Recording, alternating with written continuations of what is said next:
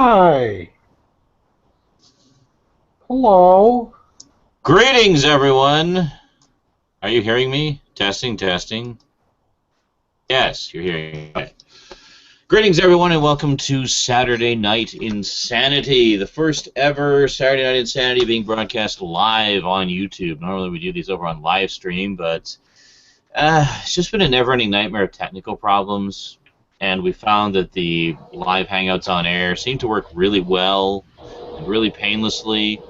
Plus, it means it's automatically archived on YouTube, whereas Livestream deletes everything after a month. So eventually, I will upload the old archives to YouTube, so you can see the shows you missed. You got to give me a chance of entering the username into the plugin so that I can make it live on Geeky TV. You haven't been on live on Geeky TV because I haven't had a chance. I just now got a chance to swap it over. Good for you. I don't care. People will be looking at the video not knowing what this is, and I'm not going to wait 10 minutes for us to get our shit together to tell 10 minutes. them. It's 30 seconds. Whatever. I'm not. Yeah, there's been too much confusion about what our live things are, so I'm just saying right at the top of every single show for anyone watching the pre-record or the recording, what it is and why it is, so that there will be no more confusion. So this is our weekly live Geek chat. We've been doing it for a little over a year. With some success over on Livestream, but we found that the technical problems were just kind of getting in the way of things, so decided to just move things over to YouTube and Geeky TV.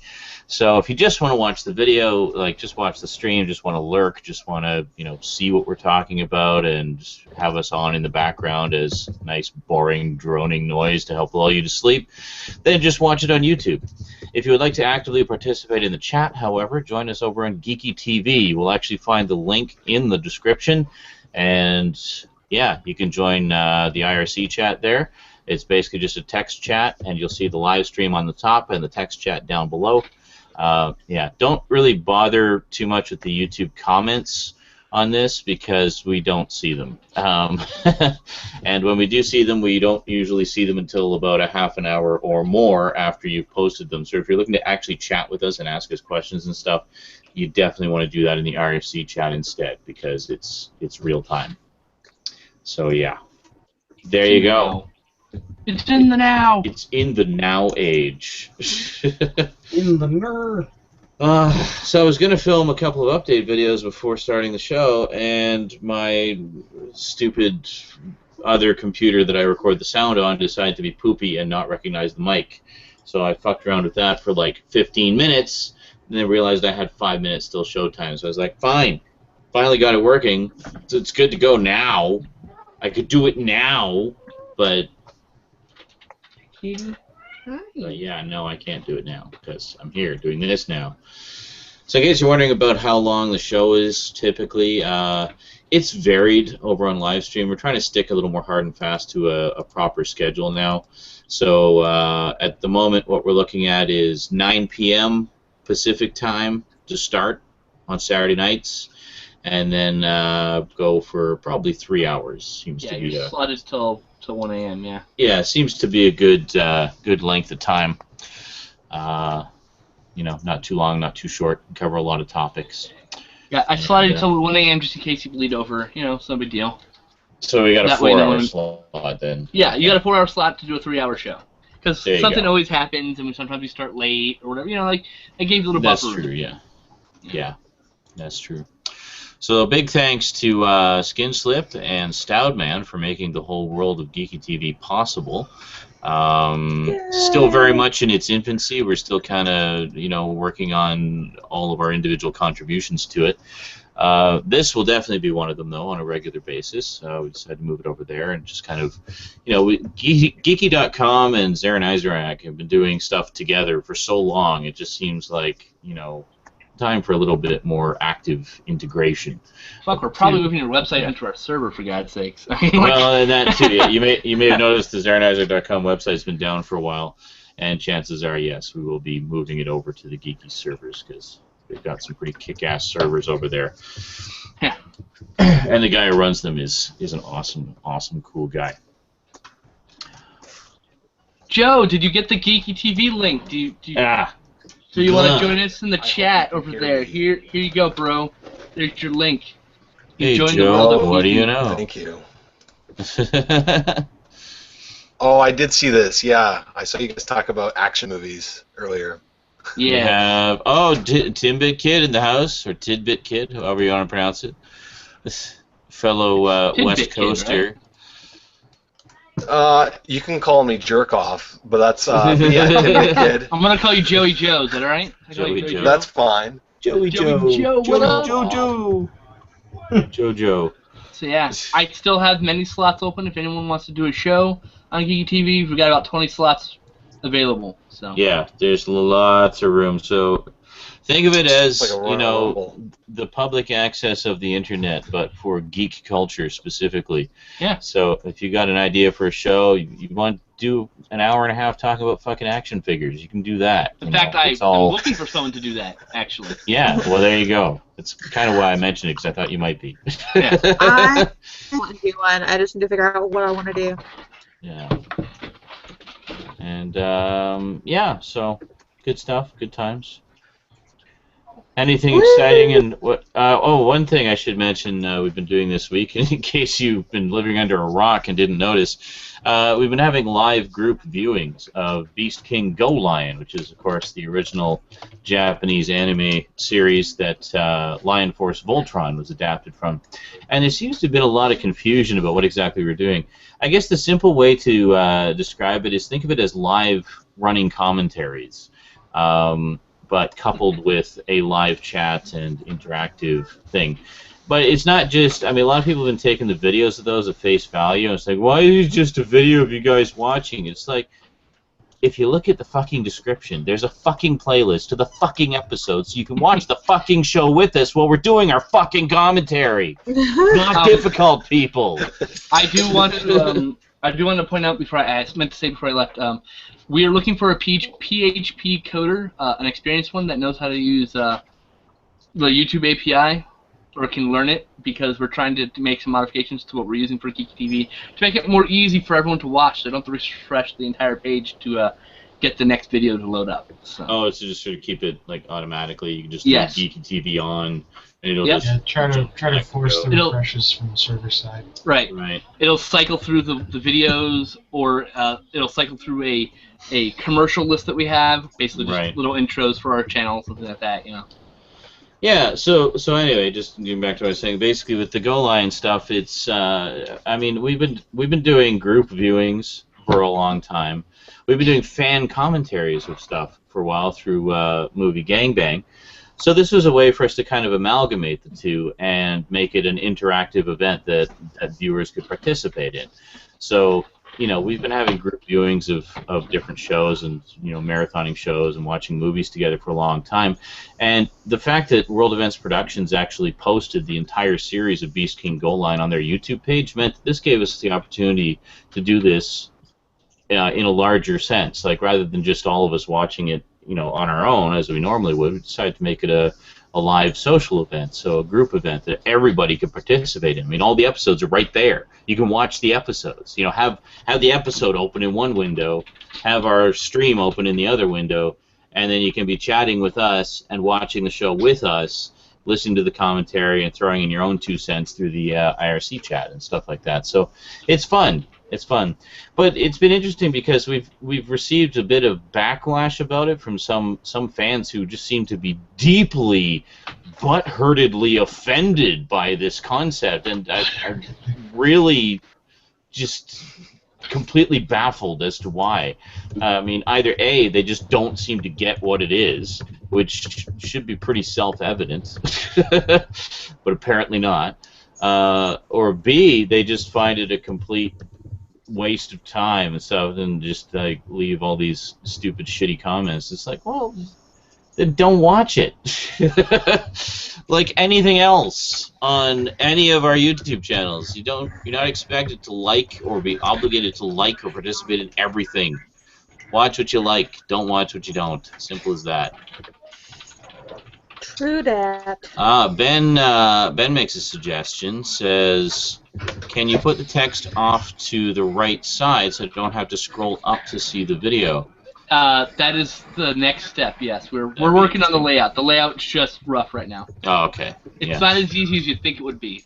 Yeah. Well, the layout at the moment has the YouTube on the top and the chat down below, but yeah, I mean, even that is only a few days old, literally. I mean, we put that together. Well, I shouldn't say they put that together after the first couple of Go Line sessions, just to try to integrate the video stream with the chat. So it's a work in progress. They're getting it together, but your suggestions are definitely appreciated because it helps us all figure out sort of what the layout would be. But I'm very much appreciative of all of that, and I absolutely will be moving the chat to the side. I have to regenerate a new code for the chat window first. Just gonna have to figure out where to position everything. Yep. How's it going, Schlockmeister? Oh, it's very schlocky over here. Hey, Schlockmeister started a new show on Friday afternoon. I was just gonna say, Jeff Messer and Schlockmeister in the house. Yes. I will teach you how to write a really bad movie. That's right. First episode of his new show. What is your show called again, Jeff? Oh, I'm most embarrassed to say, but we call it a screenplay date. Yes, screenplay date. There you go. Yes, because screenplay date. I have so many children, so I know a lot about playdates, and I've been writing scripts for 25 years, so I know a lot about screenplays. Cram them together. There you go. That's awesome. My life. So it's fun, yeah. It was so actually. When you say bad movies, like sci-fi bad? Sure. Or, oh God. Or whatever genre you like. Shot on Shitio bad? Sharknado. Anything made by Asylum bad? Wow. I'll at least teach you how to have it like make sense. You know, that's as far as I can take it. You know, so it'll be coherent. So not Good Burger bad. Oh, hey, Good it burger got made. bad. It got made and they got paid, so I'm all for it. There you go. There we go. That's our slogan over at Screenplay Date. It got made and they got paid. Yeah. It's on the masthead. It's on at 8 a.m. on Friday here on Geeky TV. Oh, excuse me. Yo. Hey, Donovan Berry in the house. Hey, hey, hey. Welcome. Hey. But JJ, wow, 25 viewers. That's actually more than we got for any of our Go Line viewings. I think maybe I should retitle the Go Line viewings because I think people are confused. Because we just called it watching Go Line episodes, whatever. Maybe I should call it live commentary of Go Line. You know, it might be a little more descriptive of what it actually is. Perhaps, yeah. Possibly. I'll give you an example here. I got there was a comment on my profile the other day that I responded to, and I didn't realize the guy had actually responded. I thought he deleted the comment, but just the stupid comment system moved it to a slightly different location, so I couldn't find it. I've since found it. Let me just read this to you here. So, yeah, so here was the comment. Was, okay, the live streams are definitely not for me. Some bunch of people chatting, and I have no clue what the intention of that should be. Waste of space. Yes, so basically this is someone who just looked at the video, took it completely at face value, and didn't even take, like, 2 seconds to try to understand what it actually was. So I just said, what is so difficult to understand about what the intention is? They are group viewings of some TV shows. Fans of said shows connecting, watching, and experiencing and discussing it together. The playlists for the shows are in the description. The link to the chat room that goes along with everything is also in the description. We all watch together, chat about the show, and whatever else we feel like in the process. It's an online social event. And then he responded to that. Oh, lovely. Said, that's always good news. Said, okay, perhaps, and just like further compounded how completely ignorant he is of what this actually is. So I explained it in greater detail following his response. So he said, okay, perhaps I used the wrong words. It's not difficult to understand what the intention is. If that is what you like to do, then feel fine to do it, as you already did, because you uploaded it to YouTube. That doesn't mean it meets my taste. And since you put it on the internet, you have to live with the critics somehow. Whether you're going to use you're going to use the I'm offering constructive criticism argument? Come on. It says, watching some guys eating and going off to pee and eat again and constantly switching channels, staring at some footage you don't even see. Nonsense talk, at least what I saw in the first 5 minutes, plus some skipping into hour 1. Oh, he watched into 1 hour and 3 hours. Doesn't get me going for 4 hours, not even for 5 minutes. If this would involve seeing the actual footage you watch, then this would be like a DVD extra, like the one on the Ghostbusters DVD, and could possibly be fun. But this would involve rights issues, I know. However, seeing it this way, it only fills up a void with empty space. Your other shows I like and feel comfortable to watch because you can get some insight and some reviews about items I perhaps buy myself, and it feels like a real show. And my response, no, you clearly have missed the point. You can watch the footage right along with us. The playlist to all the episodes is right there in the description. It's a social event. The live stream is simply the central hub for that event, if you will, but far from being the full experience. The shows we are watching are freely, legally available right here on YouTube, and we provide links to each episode as we queue them up to watch. There is also a chat room that goes along with it, also linked in the description. The video you're bashing isn't the entire event. It's just the video stream part of it. After the fact, people who missed the live event or wish to re-experience it can watch the video along with the episodes as a live commentary. Not a waste of space at all, and simply our take on something many other fans have done in other ways for years. The difference being ours are live and interactive, whereas others are simply pre-recorded. I'm sure you'd feel differently if you were actually there when the show was live.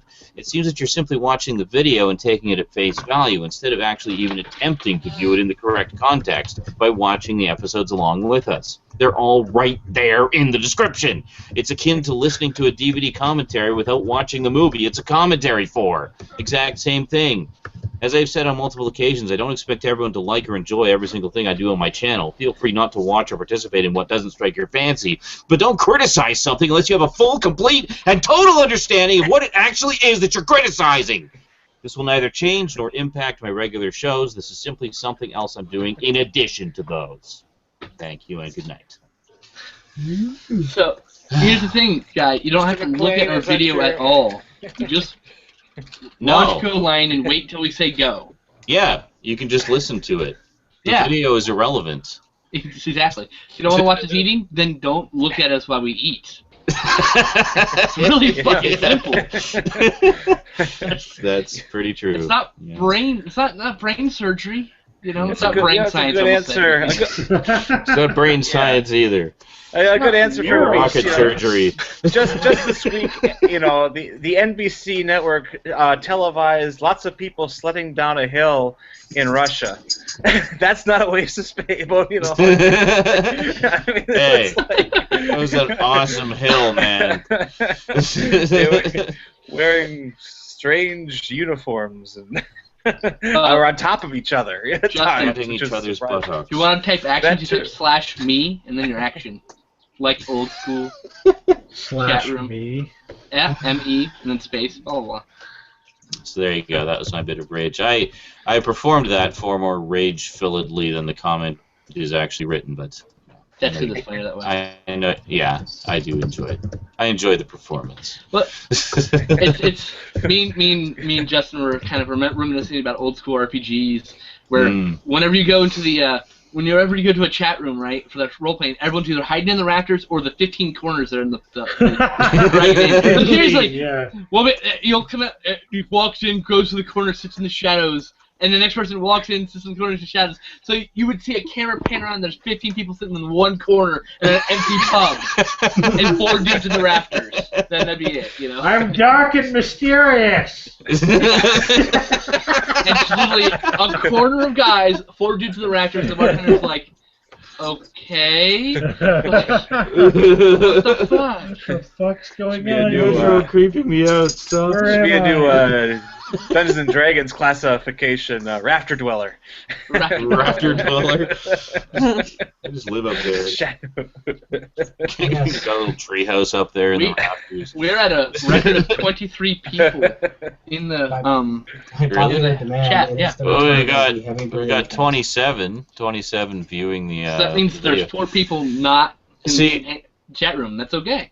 See, what I did was I put up 2 links. One to the, I guess I didn't really link to the YouTube video because they'd be watching that, but Right. but also a link to the chat. Just basically saying if you just want to lurk, just watch the video. If you want to join the chat, then here's the link to the chat. So. Yep. Speaking of which, I need to post it on Facebook. I haven't done that yet. Oh. Sorry. I had a pretty cool idea for a TV show on Geeky TV. If it might require some donation, but it would be like comedians in cars getting coffee. It would be geeks going into geekdom. So it would require people to be able to drive to other geeks that are on Geeky TV and kind of interview them and first time meet each other and kind of have You're the only one with like the a income tour of their and the geek. ability to drive. You should visit all of us for that show. Well, I mean, of course, it's going to take some time, of course, to figure things out. But that would be kind of cool because a lot of people don't actually get to meet actually from internet world to a real world, right? Yeah. I'm only 4 hours away from Stout, and I've never met him in real life. And he's my best friend, so. Aww. You haven't met him in real Well, life? I'm not that far away from you guys Just here. either, so. Yeah, I know, but Yeah. international borders do change things a bit. Just Well, to be fair. maybe. Joe, am I to understand that you want a show on Geeky TV? It's just an idea, but yeah, I'm down for it. Yeah, just let me know what you want to do and what time you want to do it. I've got openings on the schedule, so any day of the week, except Saturdays at I 9 think so. p.m. I liked your commercial idea where you guys can make fake commercials. Exactly, That would be kind of fun. Right. Or we could do we can actually have real commercials from people who want to actually pay money for sponsorship. That's fine right. too. Haji says, because we all know it's not official till it's on Facebook.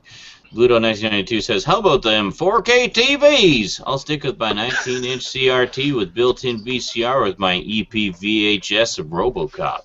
Yeah! Sean, I see here that you went to see the Lego movie with Rosie. I did. Oh, did you Jesus. Pardon? What did you think? All I can say is, everything is awesome!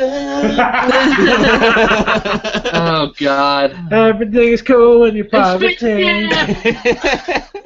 That song will get stuck in your head forever. And as soon as I got home, I immediately looked up the music video, and I've been listening to the song over and over again. Spaceship! I love that it's a collaboration between Tegan and Sarah and The Lonely Island doing that song, and it's beautiful. But the movie itself, loved it, absolutely loved it. And the whole time I was watching, I was thinking, Skinslip needs to see this. Skinslip will love this movie. I know! Don't go! Because everyone's like, just wait till it comes on video. Oh my God.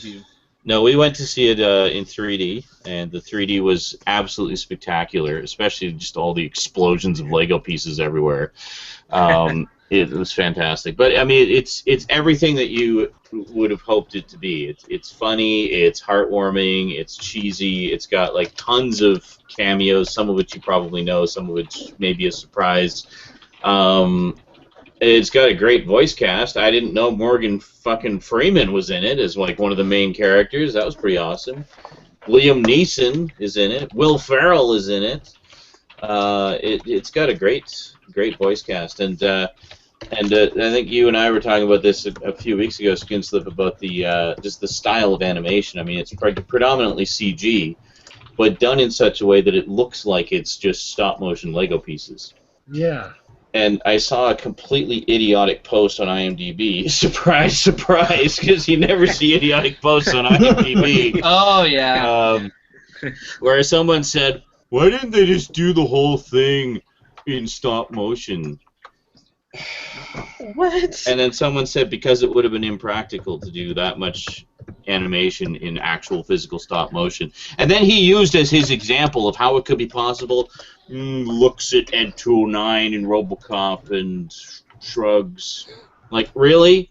Yeah, but there's like little bits. Ed 209 in RoboCop, as awesome as it is one character in a live-action movie that is on screen for all of maybe 8 minutes. And it's not even the greatest stop motion in the universe either. The Lego movie is literally millions, if not billions, of individual Lego pieces in constant motion, bringing an entire Lego fucking universe to life.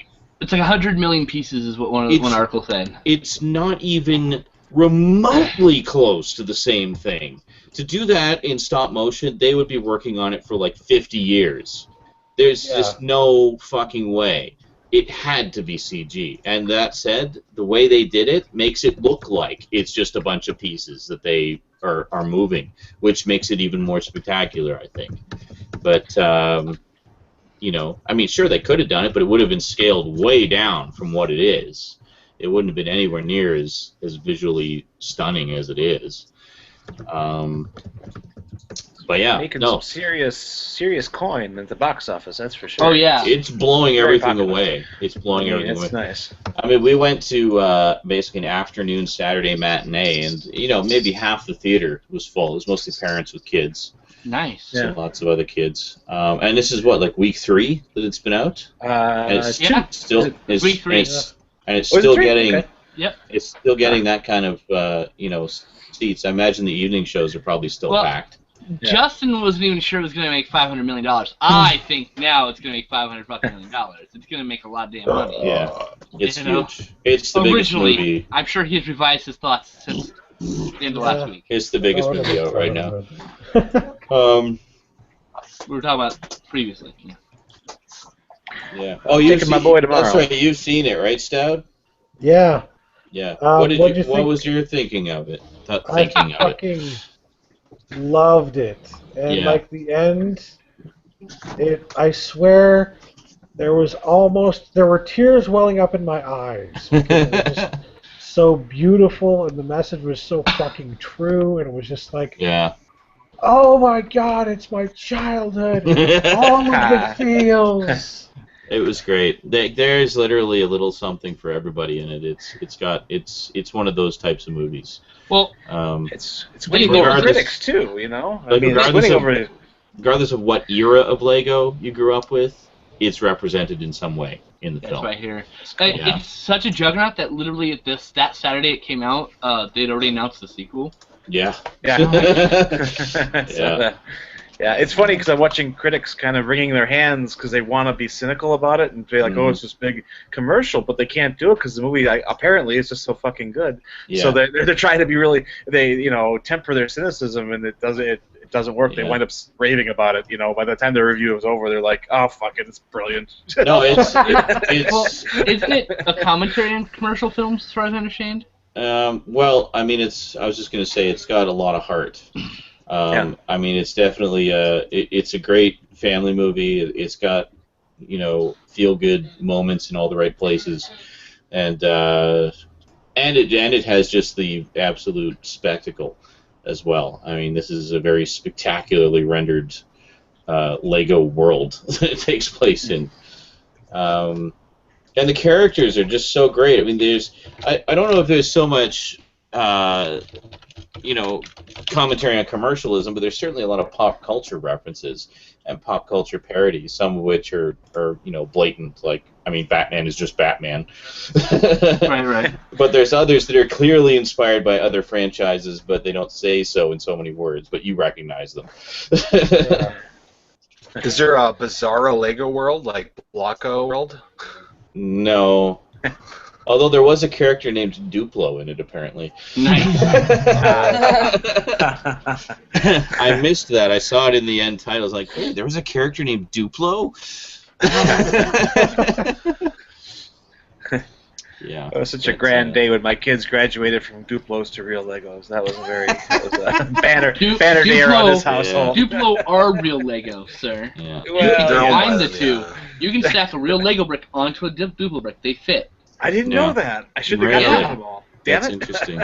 That's why they are real Lego. They're engineered to work with normal Lego. They're engineered to grow up with you. The big step is mega blocks. No. Mega blocks. No. We don't.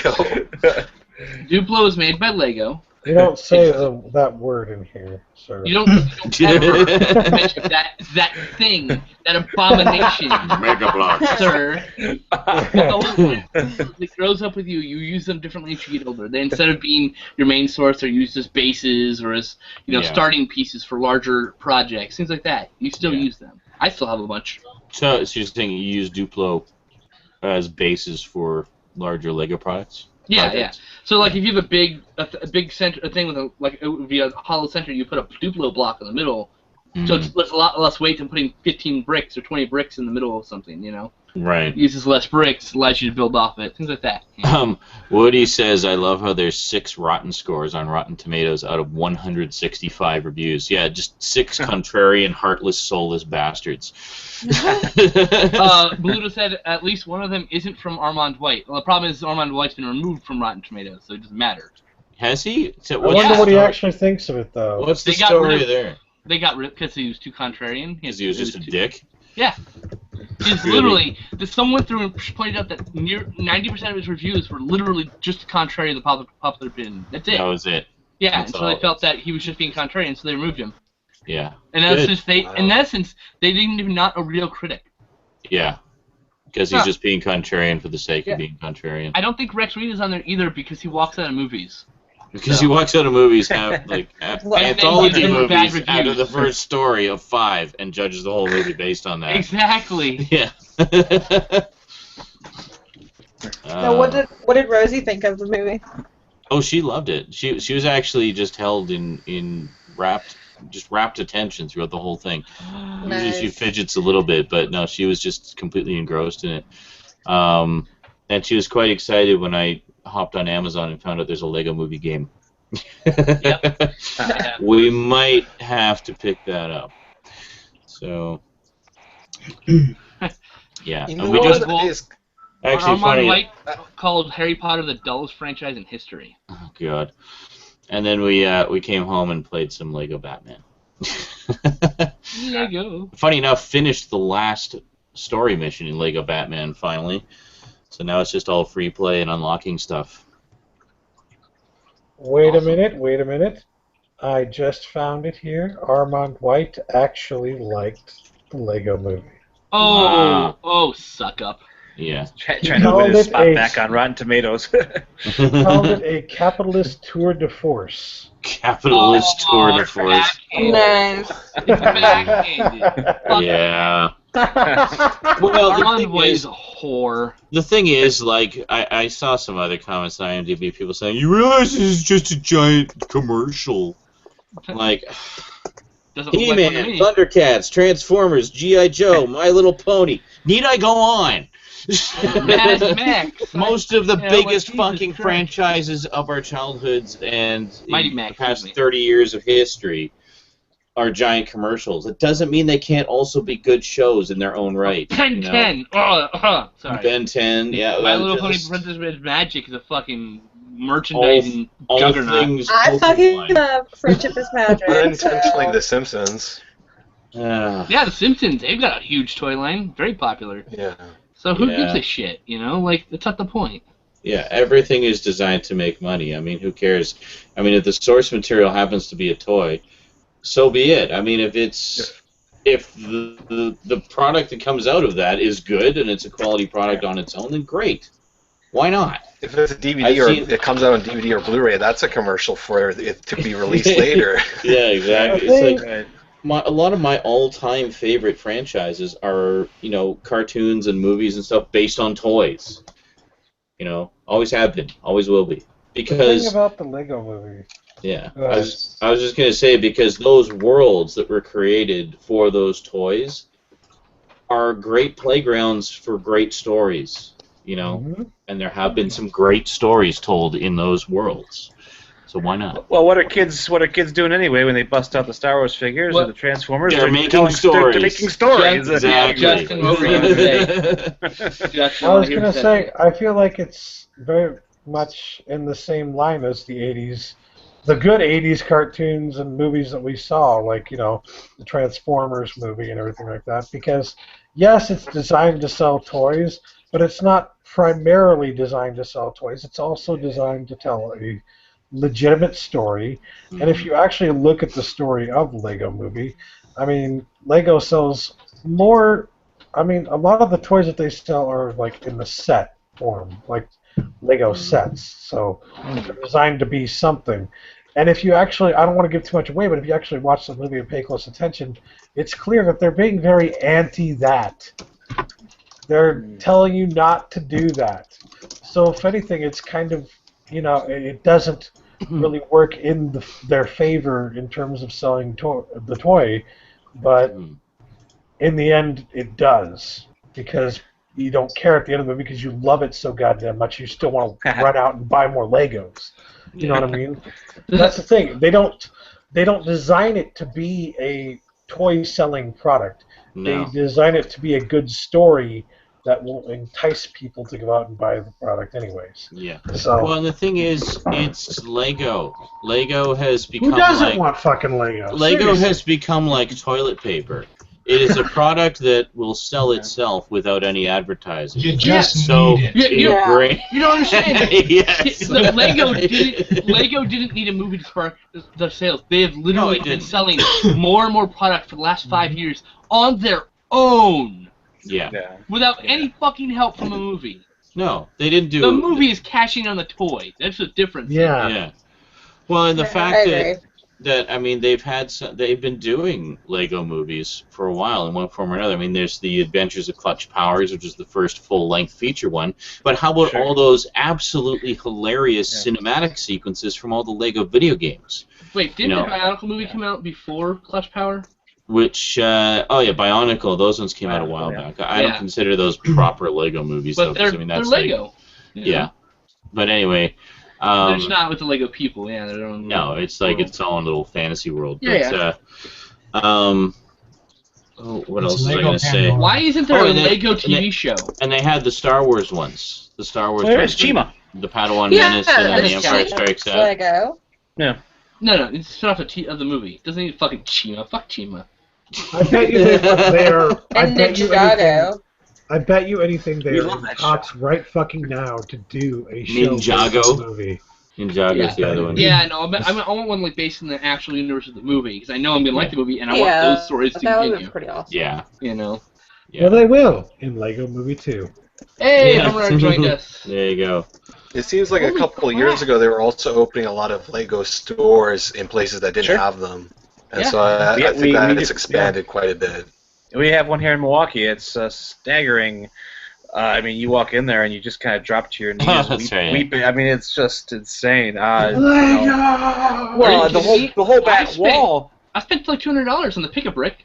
Yeah. That's the whole back wall. That's insane. I couldn't believe that. A container this size, right, for $20, and literally just fill it up. Sorry, just 1 second here. Don asks, Sean, are you going to be working on collecting some of the Muppet movies and shows? Yes, eventually. Maybe when Disney actually releases uncut releases of them, then I'll be interested in collecting them. Until then, I'm not going to waste my money. Yeah, that's pretty much it in a nutshell. I'd like to get the show, actually. More than anything else, I'd like to get the show, the Muppet Show. And there's a few standalone DVDs that have some of the cut-down episodes on the season sets uncut. So I'd like to track those down at some point. It's not a high priority right now, though, because I'm already in the process of collecting stuff for about a dozen different anniversaries that are going on this year. So I'm kind of focusing on those collections this year. And also going to be slipping some more Doctor Who into the mix. I'd really like to get that set finished up and stuff like that. So Muppets isn't a high priority right now. Woody asked, have you guys watched the Guardians trailer? I think he means Guardians of the Galaxy. And yes, we did. Oh, God, yes. Multiple times. Oh, my God. So jizz-worthy. Oh.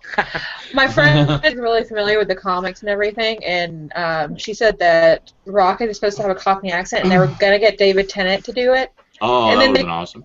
They came back and got Bradley fucking Cooper. It's like, seriously?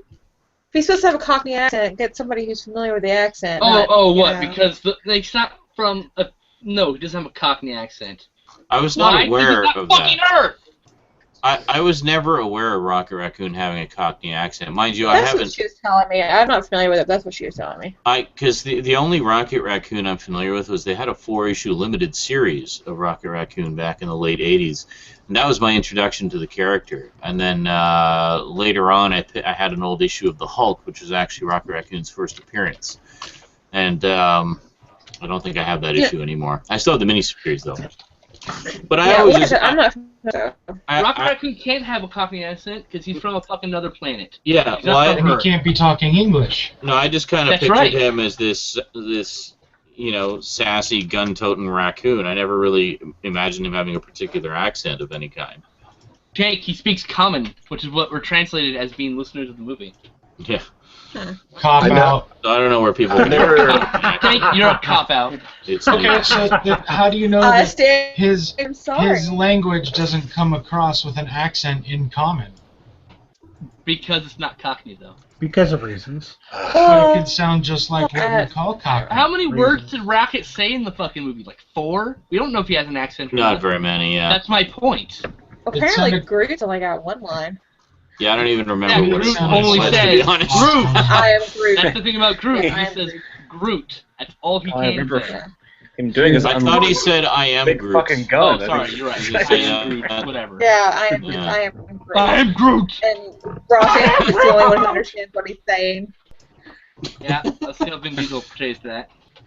There we go. I know, shame on me. I never heard of the Guardians of the Galaxy, but I thought Rocket Raccoon reminded me of N64 Star Fox. Because he had a gun and he was, Well, he's not like everyone's like, oh, but he doesn't. He's got like badger colors. Like it's technically not a raccoon. He's an alien. He actually doesn't like being called a raccoon. That's kind of a funny thing that happens in the comics. He just likes to be called Rocket because his name is Rocket. Wait, doesn't. He doesn't like. He's not actually a raccoon, so I'm actually going to dig out. I'm going to dig out that old miniseries again. I'm now interested in rereading it. Well, this is the retcon stuff from New Guardians of the Galaxy. The stuff I was telling you to get. Yeah. So the newer stuff, yeah. Your old stuff is pretty much been retconned out of existence. I don't care. Just so you know. It's the only solo thing they ever did with Rocket Raccoon, so I want to read it because it fully takes place in his universe, in his world. It's like there's no Earth in it at all. It's all out in space. So, yeah. So what are you guys' opinions on the new Fantastic Four and the seemingly teen casting? Wait a minute. There's a new Fantastic Four? How did I miss this? Yes, the Fantastic Four. Where? What? It's called The Fantastic Four, and Link. it's coming out. It's like 2015. Hold on, I'll get you a Movie, link. TV series, cartoon, No, what? movie. Drop it into the IRC chat. So Is it going to be Fox Star again, Fox. or did? Ha! Star Fox. Is it? If someone's going to mention Star Fox, he has to show up in funny. there. Here's the thing for me right now. You said here's Star Fox, and then immediately Heavy Breathing Cat showed up. So it's like combo. Just saying. Don asks, are you going to be doing newer edited versions of your Doctor Who Disambiguation series now that more episodes from those series have been found? Not at this point, no. Eventually, I'll probably go back and revise them, but for now, I'm leaving them as is because it's still up in the air as to whether or not they may have found some more episodes they haven't told us about yet. So, gonna wait and see how that plays out. In the meantime, I will continue the series as it is, from where it left off. Once I get some more titles into the collection. Okay, I put the link in the IRC chat for the. Yeah, I've got a link to the article. As soon as I think it's going to be a CGI mess. Hold on. I think it's gonna be horrible. I think just from just the cast that I've seen, I'm like, casting is really. yeah. weird. But you never know. Okay, why is sorry? Wait. I know what you're gonna say. Why is Reed Richards spelled R-E-I-D? Typo. Okay. Why? Who the hell's Just Miles Teller? And why does he look like he's 12? I know they're all teenagers. Wait. Are people complaining that what Johnny Storm's black? I fucking hate you. Yeah. If you think that Johnny Storm's black, you can go to hell, you racist cocksucker. Yeah, a lot Something of to do people with being are complaining racist. The about character's white. Period. that. Well, Every character in the Marvel Universe is Paxton. white. That's why. Yeah. It's okay if we fucking we race wash. And again, we don't have a blonde-haired, blue-eyed actress playing Sue Storm. Yeah, Kate Mara does not look good blonde, so that... Yeah, hair can be dyed, but she doesn't look good blonde. You're right. No. And why does the guy playing the Thing look like he's the skinny stick person? Probably because he's just the voice for a CGI character. Well, wait till he gets boulders on him, he'll look a lot different. It's just gonna be a hot mess, I'm telling you. Yeah, I don't know. It's based more on the Teenage Mutant Ninja Turtles movie style. Is this Fox again? Fuck! It's because it's Fox again.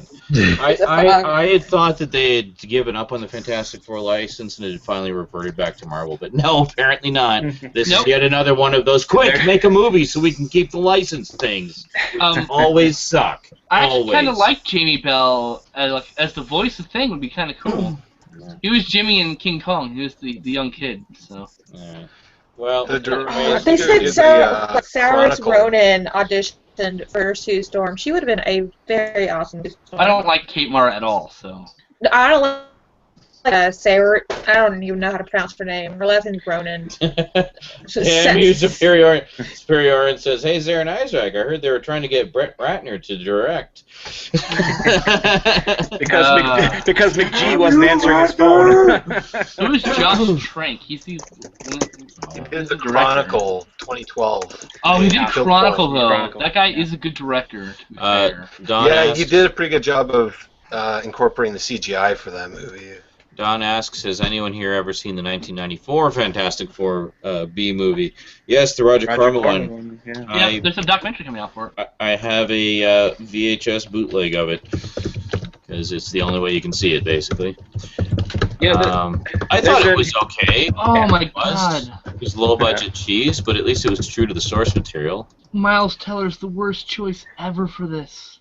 There's an inherent problem with telling the Fantastic Four, though, in the 2-hour medium. You have 4 characters that you have to develop, and the clock is ticking. So, the Fantastic Four would always work better as some sort of miniseries or actual TV series, because it's more of a soap opera anyway. Yeah. Fantastic Four as a comic book is a great soap opera, and that's all it is. I mean, but at the same time, some pieces exist with more than 4 characters in them. The 2006 animated series was fantastic. Yes.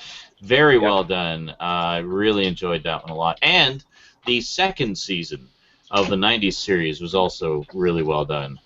And the 2006 one, was that one that was animated by a French studio? I believe so, yeah. Okay, that was great. Yeah, that was terrific. That was fun. The Thing had like the 4 painted on his chest. Yes. Which some fans got all butthurt about. I was like, really? That's what you're going to complain about? How about how well fucking written it is and how well fucking animated it is? Actual character development and things of that nature. Exactly. I loved it. I actually I blind bought it. It was on sale. Did you? I blind bought the 90s series. Well, not really blind. I'd seen a few episodes. And then I kind of got in a Fantastic Four mood, so I bought the 2006 series on eBay. And I just loved it. I marathoned the whole thing in like 3 days. That 2006, that has a real checkered history here in America, because they unrolled that in a real spotty way on the Cartoon Network. It was on Saturday nights at 9 p.m., and that was it. That's like the only way you could see it. And then it would just kind of show up here and there. It didn't have a real good rollout, so it's easy to miss, unfortunately. That's probably why it only lasted a season. At least it was a lengthy season. It was 26 episodes. So the stories were really well done. They were. Yeah, I really enjoyed that. I've been wanting to watch it with these guys because they haven't seen it. But wait, what is it? The 2006 Fantastic Four series, the animated one. Yeah, it was really good, really well done. I think it's out of the same studio that did the Code Lyoko cartoon. Yes, Code Lyoko. So I don't know. I consider Code Lyoko, a very, very, very small introduction into like Americanized anime. Yeah, that's kind of what it is. And speaking of Americanized anime, I'm gonna go make some fish sticks. I'll be back. And before anyone asks, no, I don't have any ketchup. I'll be ketchup. You were talking about the 2-hour time frame. Is there a movie that has ever posted a web series prior to the movie or afterwards to like explain more of the film, so you can get a 3-hour time frame? The closest you can come to something like that is Richard Kelly's Southland Tales, which he published a comic book series prior. That and of course, arguably, even then, to a lot of people, it didn't make any sense. But that's like an expanded universe that he tried to like push in graphic novel form before the movie came out. Well, unfortunately, the graphic novels didn't actually hit the stores until after the movie came. It was a big disaster, and but that's one of the few times I can think where they actually would try to, build up, a world prior to the movie hitting. So I can't think of any other examples. It can't be that hard to do like a half-hour, really well done, directed half-hour that you would want to see the movie afterwards, and then they can start right from there. And it's people's fault if they never saw the first half hour. Southland Tales has a precursor comic, that came out almost a year before it came out. So. No, it didn't actually, but it didn't hit the stores. It wouldn't hit the bookshelves. Oh, really? It kept getting delayed. Yeah, I was just gonna say, Brandon, way to completely repeat what was being said the last 3 minutes. I'm having a side conversation with Stout on Facebook, so. We were being snided in a side message. Really the only thing that I could think of right now that had a beginning story that wasn't a movie, and then it had a movie, and then it kind of went back and forth. This is going to be kind of a stretch, but the only really thing I can think of recently was Dead Space. It started off with the first game, and then... Oh, sure. And then Dead Space Downfall came out, which is a movie, but it is in the form of a motion comic, pretty much. And then a motion comic, and then several motion comics came out, and then Aftermath, the movie Aftermath, came out just after Dead Space 2, and then Dead Space 3 came out, and some more stuff happened. And Sean can probably fill in a bit more accurate. You know what? I guess there has been ones like the Simpsons movie. They didn't have to explain the characters, right? People already knew what the hell it was. It's your fault if you don't know who the fuck Homer is and where he comes from. People, they're so synonymous. People already know, right? Like, just tell a story. They're actually suggesting. I don't think they're gonna go this route anymore. But for a while, when Ron Howard was gonna do the Dark Tower properties, they were going to do, I guess, a season of Dark Tower material on HBO and then do a theatrical film. But they've already poked holes in that. It's not going to happen. I don't think actually Ron Howard has the property anymore. So, but of course they've been working on trying to bring some version of the Dark Tower to the screen for 20 years. So, and they'll probably work on be working on 20 more before they figure out what to do with it. Of course, they could just leave it as books and be done with it, huh? But we don't want to do that. It's too easy. Yeah. This guy looks like Van Helsing. Wait, who does? The Dark Towers. Roland, yeah. They've actually... they've gone through... who did they want for the lead? For a while they were talking about Javier Bardem doing Roland. Bardem, yes. Yeah, and then... whatever, yeah. And then Liam Neeson was talked about for Roland for a while, but now I suppose now he's too old, or they're saying. But, No. Liam Neeson's never too old. He'll be 100 years old with a walker, and you'll still be afraid of him killing you. Exactly. I'm not going to sleep well now. Old Liam Neeson coming at me all night. Yeah, I kind of lost track of all of the side story Dead Space stuff that they ended up making, because they really milked that and made a lot of side stories. There's 3 movies, a couple of side games, 3 full games, and what is it, like 2 or 3 books as well. So it's a very well fleshed out story and universe. Yeah. And so I mean, if you ever really want to get into a true futuristic sci-fi, kind of like a Event Horizon meets Pitch Black kind of you know, just very, or meets Aliens, something like that, that kind of story and to it, then yeah, start looking into the Dead Space universe and start reading the books and watching the movies and playing the games, and you will not be disappointed. It was an absolute. Yeah, I hear the movies are, at least watching from Sean's videos, are like a thriller, of course. Oh yeah, I have Downfall. I want to get the other ones, and I have all 3 of the games. I just need to start collecting, and I used to have Extraction, which is the on-rail shooter they made for the Wii. That was released also on the PS3. That. Yeah, it was really good. Extraction on the Wii. That was the one thing I believe when kind of side-vanning off into another topic here. Talking about the Nintendo Wii for a little bit. Is it just me, or was the Nintendo Wii vastly underused as a great game system to play on-rail shooters? It is like the system. I think so. I can't say. They had plenty of them, but they all felt gimmicky. Yeah, they had that House of the Dead. House of the Dead 2 and 3. They had the House of the Dead. The only real good ones that I found is they had Ghost Squad. They had House of the Dead 2 and 3 remake along with Ghost Squad was really Overkill. good, by the way. And LA Guns. LA Guns, LA Machine Guns, and The other game. There was the other game. Thunderblade.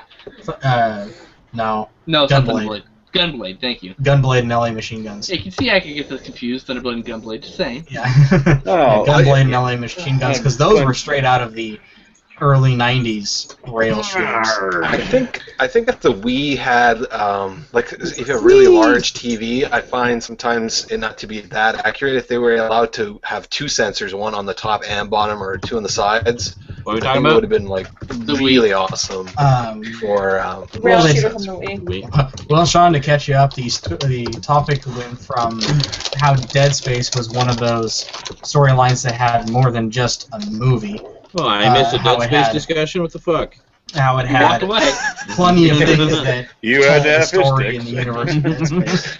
And then how we started mentioning Extraction, and that's how we're on the topic now on how the Nintendo Wii was vastly underused as a great on-rail shooter gaming console to play on-rail shooters, and which it was absolutely built to do, and they hardly ever did it. That's and it's true. Just like, that's true. I was so waiting for all of for Nintendo to get the rights to get all the Virtua Cop games, to get all the Time Crisis games. I was going to say Time Crisis and I all was that. just like, Virtua Cop, yeah, Saturn. House of the Dead. All those. Like they did get House of the Dead. They did, eh? That would have clashed with, yeah. I was going to say, how about... Sorry. No. One of my all-time favorite rail shooters, Space Gun. Know that one? Don't remember that. I do know that one. It was What's basically the guy where there are 2 guys in a car? Lucky and Wild. Yeah. That was a good one. Thank you. One player would drive, the other would shoot. Yeah, well, they sort of did one like that with GunCon 2 on the PS2. It was a Starsky and Hutch game, actually. Where it's the same thing, where one person drove the car, the other person had a light gun. Which is really what Lucky and Wild was. It was a blatant Starsky and Scutch. Starsky and Scutch, yes. Starsky and Scutch. Yeah. But no, Space Gun was heavily inspired by Aliens. It had other aliens that didn't look like the ones from the Alien movies, but the inspiration was clearly there. And at the time, I don't think that we really had a good Aliens game. So it was very, it was a lot of fun for, folks like me, and I'm guessing most of you who are fans of the franchise. Like I said, I could sit here all night and just list off light gun games that would have been perfect on the Wii. Jurassic Park arcade games. Yes, I was just going to say the Jurassic Generation one. Yes. Like shit. Alien. The Alien one, the Alien trilogy. Why isn't Silent Scope on there? Like that was Silent Scope. That was that's not a rail shooter, but they did. Well, technically, it is an on-rail shooter because you don't move your own character. I know, but it doesn't really move around and shit. If you're wondering what cookies I was eating, the decadent peanut butter chocolate chunk cookies. take the gun, the controller, Duck Hunt, hopefully. move around, hit the top button to zoom in, and pull the trigger. I mean, that would be like perfect for silence. What's funny is we have the other, just regular decadent chocolate chunk cookies. We had same background, I'm sure. A sniper rifle attachment for the Wii remote. Like a sniper or at least an assault rifle one. That would have been perfect. Yeah, they had the linked crossbow, which is kind of it feels like an assault weapon when you're holding it honestly. Oh yeah, it does. It did have plenty of on-rail shooters, but like I was saying, a lot of the first-party ones were kind of gimmicky. Like I liked the Resident Evil games; those were fun. You know, but they kind of got old really quick. And then what I think should have happened was Pokemon Snap 2. God damn it! Yeah, that's you point the reticle to take your photo. Come on. But perfect. But yeah, dude, that's also a Pokemon game I could get behind. That game Link's crossbow training. It's one of the few games that actually got 100% completion. Oh yeah. Actually, I've got everything on Pokemon Snap more than once. Beyond Good and Evil took some elements from that. There's like snapping pictures of animals aspect to it. Isn't there something like that in Dead Rising where you take photos on it? Yeah, that's actually a big section of the game. Oh, that's kind of cool. On the first one or the Space Museum? The first one. Wait, I just had an idea. Twitch plays Pokemon Snap. Oh, Jesus Christ. Oh, my God. You only move in 4 directions, you just hit one button, so it's doable, but good lord. And then, of course, the ultimate use of a camera in a game, Fatal Frame. Oh, that's a great one, too. Where you had to use a camera to kill ghosts, and you could only see the ghosts by looking through your camera. And while you're looking through the camera, you could not move very quickly. Oh my god. That's like they live. It's pointless to run or do anything while looking through the camera. You just have to stop, look, move. Or my favorite part is you go into a room and you're like, okay, there's probably something here. You raise the camera, it's right in front of you, freak out. Like, oh my god. Yeah. Fatal Frame was awesome. Or the Cyber6 said Pokemon Snap on the 3DS. Yes, that needs to happen. Oh my god, imagine if they did a motion-controlled version of fucking Panzer Dragoon. Oh, that'd be cool. Nobody remembers Panzer Dragoon. I always thought that one was awesome. Panzer Dragoon. There's a new one coming out for the Xbox One. Yep. Yeah. It might lead, if it's really good, I might actually get an Xbox One just to play it, oddly enough. Well, I'm sure it'll be fucking released on PC and shit within a year or two. You know. Games like Virtual Cop, X Zone, all the Time Crisis games 1 through 4. All 17 Time Crises. And then all the side ones like Raising Storm. Condition Zero. There's 7 arcade machines. So. But couldn't you do like 3D versions of 2D scrollers that were shoot 'em ups? You could make them 3D. You could. Yeah. I would love to see a completely. Now this is a bit ambitious, but I would love to see a completely shot in high definition, rendered like Mortal Kombat, a new HD version of Area 51. Oh, that is so cool. Oh yeah, that would be awesome. The original rail shooter version. Yeah, or the original rail shooter version, where they went back and they Perhaps refilmed. you're talking about Area 51, not that other game. Where they went back and they refilmed all the live action backgrounds and sequences all in HD. Hey, the third-person shooter one I did the playthrough of, that was awesome. That was a great update. I was giving you a hard time. I know you did. Yeah. I watched it. I am glad I bought it really for good. David Duchovny and Marilyn. Oh Manson. yeah, sorry, dealer. David Duchovny, and I love it. Marilyn Manson was the alien that was taunting through the whole thing. My selling point. I don't care. But it's got 2 awesome. Am I the only one who liked the Sega Terminator game, the original Terminator game? It was a real stretch for David Duchovny playing a character who was trying to uncover an alien conspiracy. You know, it was very different from anything we've ever seen him do before. What? I want an HD remake of. I want an HD remake of Revolution. Oh my god, the fucking Aerosmith game. The Aerosmith game. I remember that. Yeah. What? I want a remake. I want an HD remake of that. That and Carnival. If you've ever played fucking Carnival. Joe, were you talking about the Terminator 2? No, the original one. The one where you throw bombs and then you shoot them up with your trench coat with a shotgun. T2, Oh, that one! Oh my god! Yeah. SNES and Genesis. I did a complete playthrough of that back in the early '90s. It will show up in a Multimedia Chronicles retro episode at some point. Fuck yes. And there's also the Terminator 2 arcade game with the gun. That'd be cool. And I talk about how I got a really good deal on the game when I bought it. It was only $75 in 1992. Wait, how much were those games normally for you? Like $70, like 60, $70. Really? So I bought the Terminator Genesis game cartridge for $75. They were only like 50 here, man. And really got. And the entire this was at a time when the exchange rate was about 1.5. So $1 US. That makes sense. 35 to 50 equal to $1.50 Canadian. Mine 50, you were 75. Yeah. Yeah. So I did a complete playthrough of it. The entire game, from beginning to end, runs about a half hour. What? Seriously? Yeah, that was about average actually for arcade action games like that. That was normal. There's some games that literally Shark. There's literally some games that are 15 minutes of gameplay, but it takes you 5 to 10 hours to play because they're so goddamn hard. Yes. That's the thing. Yes. I would have taken that Terminator game back and just been like, oh, I forgot I already had this game after you beat it, and just got your.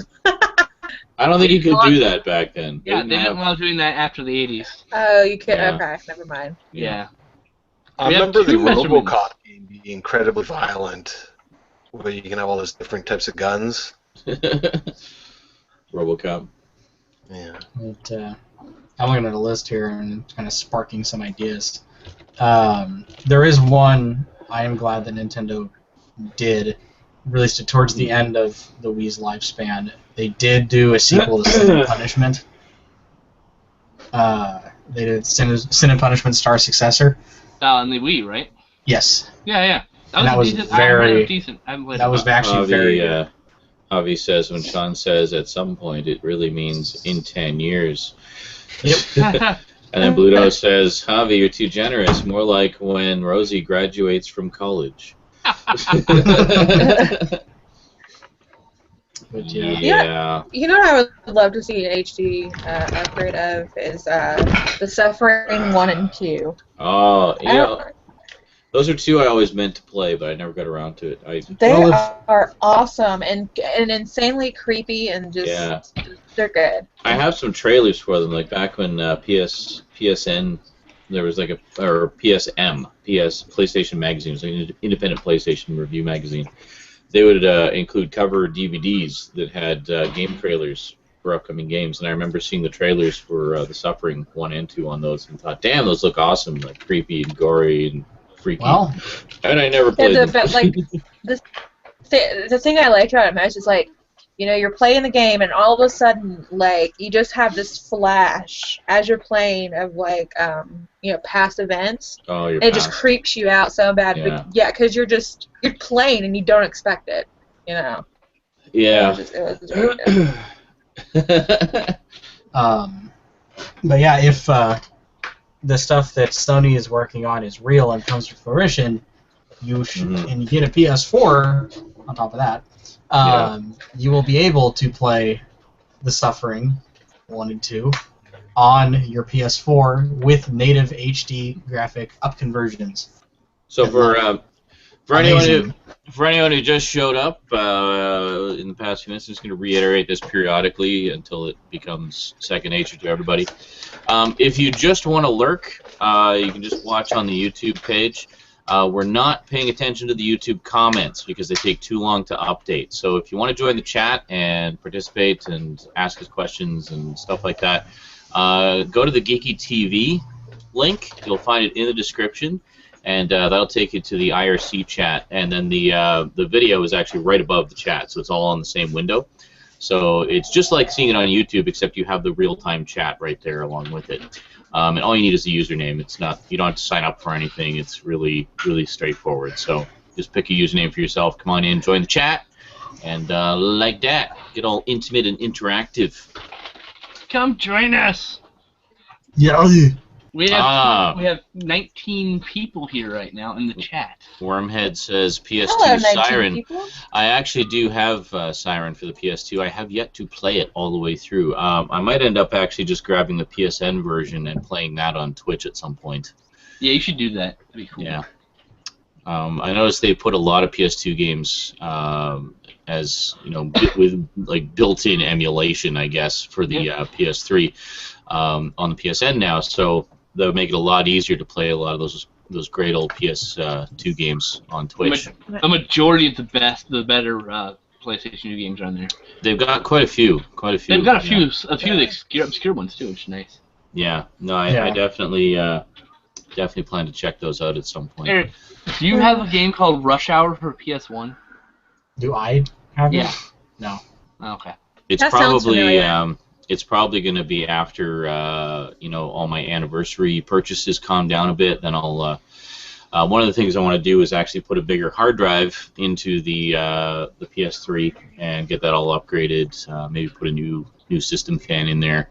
Just generally tweak it up a bit and go like that. Because right now I've only got a 40 gig hard drive, and I really want to go like gangbusters through their classic game library. There's a lot of PS1 games I want to get, a lot of PS2 games I want to get, and so I really need to get a bigger hard Rockstar's drive having in a there. good sale right now on the PSN. 75% off. Yeah, so I'm actually looking at getting a 750 gig, 7200 RPM hard drive.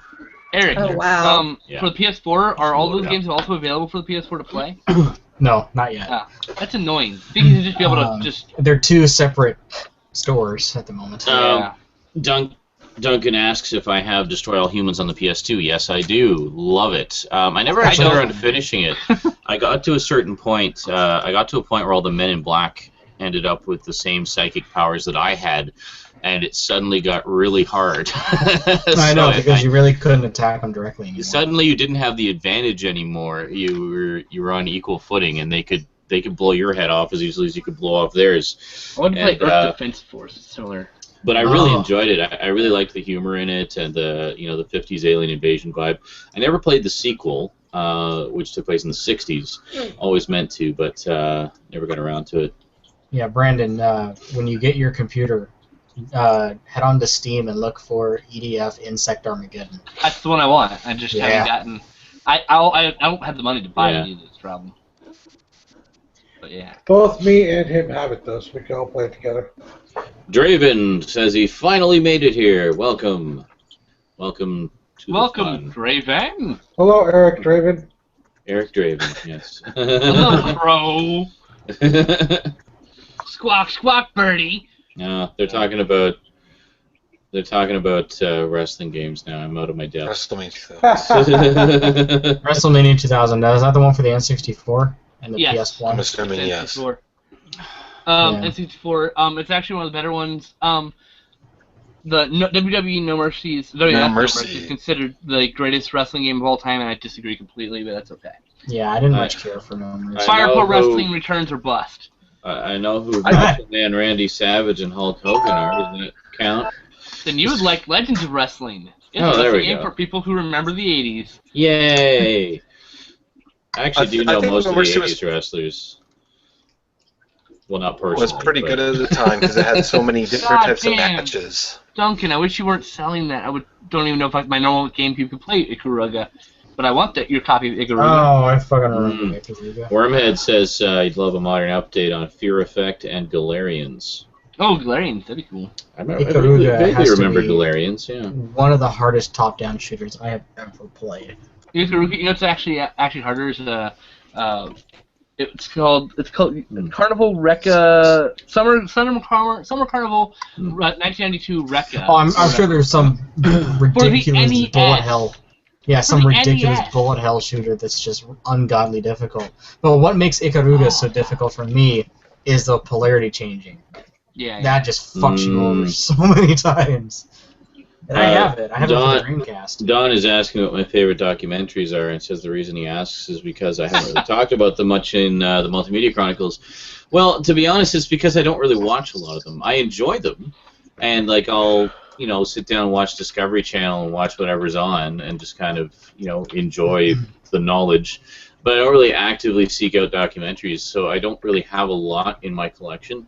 I like stuff about, well, I don't know, it depends. I mean, film history, obviously, any kind of making of stuff about movies. Obviously, I get all the DVDs with all the extras, and I usually watch them all at least once or twice. Have you ever seen American Movie, Sean? I have not. With Mark Borchardt and these are guys in my. I went to film school with Mark Borchardt, the guy. You did not. Cool. Yes, I was also in. Don't you fucking lie to me. We were also in the something called the Wisconsin Screenwriters Forum, which was a alarming joke.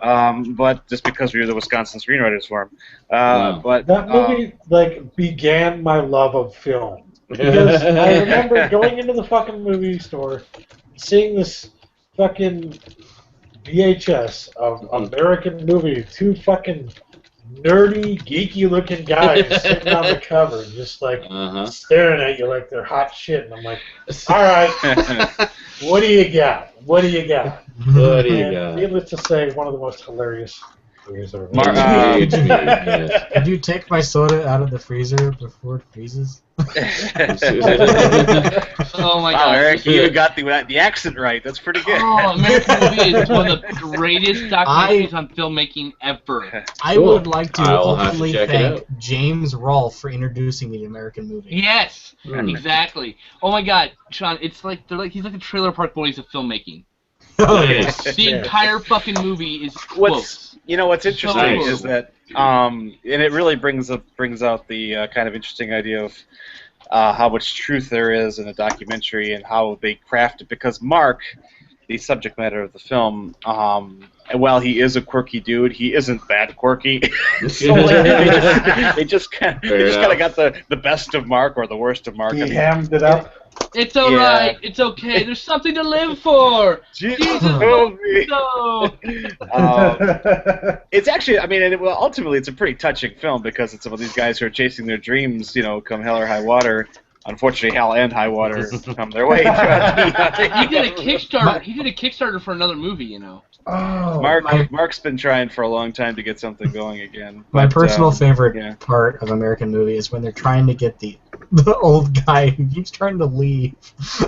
They're trying to get him to say his lines, and he's pretty much telling them the whole time to fuck off. Shit's for the birds. Oh, totally, yeah. Yeah. For the birds. It's for the birds. Right. Well, there's a great scene when Mark goes downstairs. He's trying to ram one of his actors' heads through a cabinet door, and it's just not breaking. It's not breaking away. And the actor's like, "Oh God!" Yeah, there was one that just sort of along those lines called "The Heck with Hollywood." So 1991. I just found the title again after wondering what it was called for years.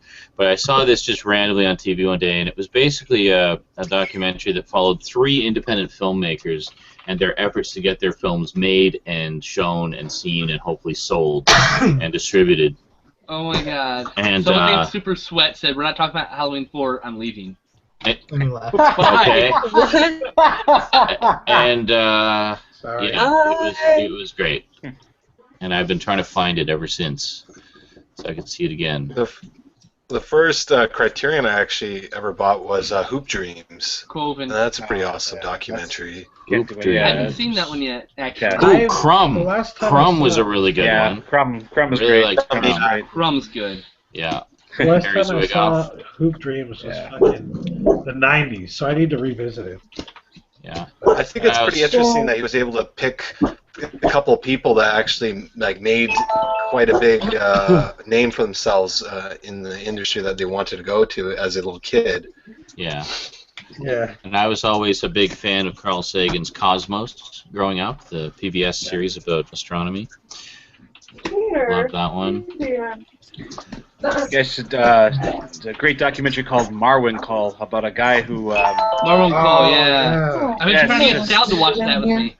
It's very troubling. It's very troubling, but it's worthwhile. It's, Oh, and of course, The Secret. That movie sold a lot. What the bleep do you know? I did already. My top 2 documentaries that I've never seen seen, this. obviously geek culture You should see The related. Secret.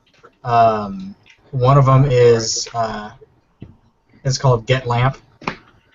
Oh yeah, I watched that Yeah. with him. Yeah, that was good. It is the story of Zork and the story of the first text-adventure game. And also the other one, Welcome.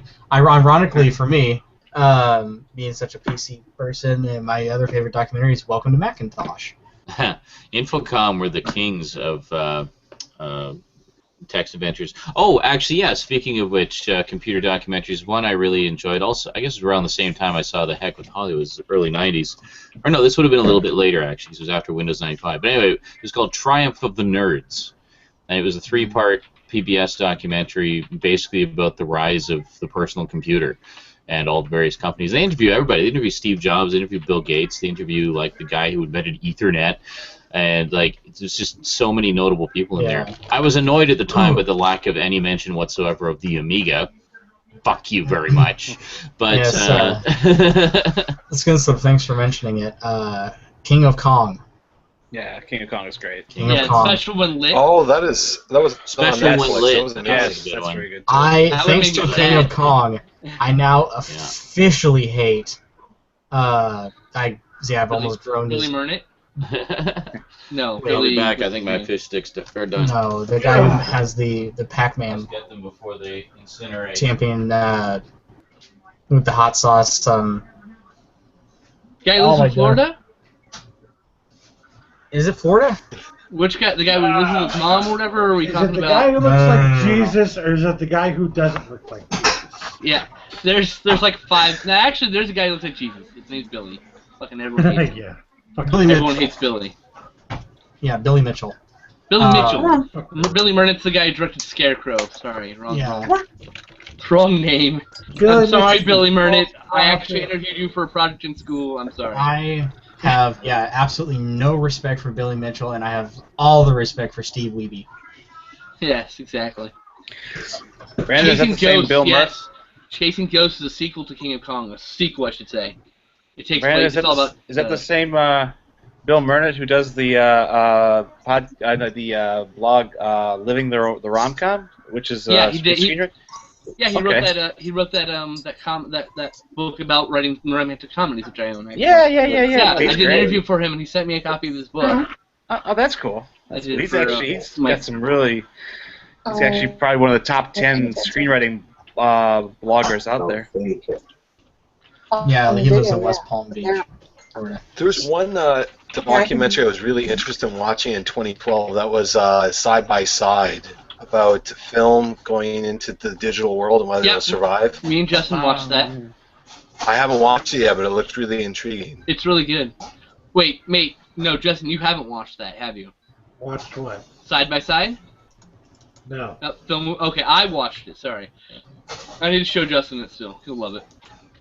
But, Documentary on the Sherman Brothers is fantastic. The Boys. That's amazing. Boys are back in town. Is it that one? That's the one. I'm very agreeable. It was actually this one I wanted to add in before the TV movie kind of documentaries, which are mockumentaries almost, but not even mocking. They just have I don't know. They do personal liberties, of course, like The Late Shift, which talked about Jay Leno and Letterman after Carson decided to give off the reins. So with Kathy Bates coming unglued every 10 minutes as Leno's manager. She's just like, fuck you, NBC, fucking slamming phones down, smashing. You knew it was HBO that it was on. These Amazing Shadows, as Bluto says, also a very good documentary. Yeah. I just wanted to throw out there Justin, real quick. what's the film, that 10-part one that we were talking about earlier? Film. What is it called? The Story of Film. The Story of Film with Mark Cousins. Great goddamn documentary. Even Mark Cousins has the most annoying goddamn accent ever. But, I don't know what you're talking about. Oh. Yeah. Just mentioning the King of Kong, A Fistful of Quarters, real quick. I do want to thank Byron for introducing me to that one, actually. He stopped me one night when we were just hanging out, chatting, And he goes, "Hey, do you want to watch a documentary with me?" He goes, "I guarantee you're gonna hate Billy Mitchell after this." And so we watched it, and I'm like, I want to kill that guy. I really do. Mitchell's a douchebag. That's why. He is the biggest dick I ever seen. He will do everything in his power, even just a dickish thing, to keep his golden crown or whatever He cheated. his title. He fucking cheated, and they let him do it. He fucking cheated in the. They fucking let him do it. In the Donkey Kong, yeah, they fucking let him do it, and it's absolutely sad because I know I could see it in the ref, I could see it in fucking Steve Sanders, I could see it in their eyes that they knew that he cheated, but they really didn't. Because they're friends. Positions. Yeah. Because they're friends, and they backed him up. Eric, have you seen Chasing Ghosts? No, I have not. It's about that team they formed, that World Championship team. Really? And get Twin Galaxies in the last era of Twin Galaxies before they went out of business. My pierogies exploded. Oh. Because see, I was baking some fish sticks, right? And I figured, well, I'll just throw some pierogies into the pan too. And so now I've got like rock hard pierogies that have just barfed their guts all over the place. So. You know, that's actually illegal in my state to put fish sticks and pierogies in the same pan. There we go. Nice big dollop of, I was going to say bacon. How could you have a dollop of bacon? Ketchup. Ketchup is the word I meant. No, you need to make some fry sauce for fish sticks.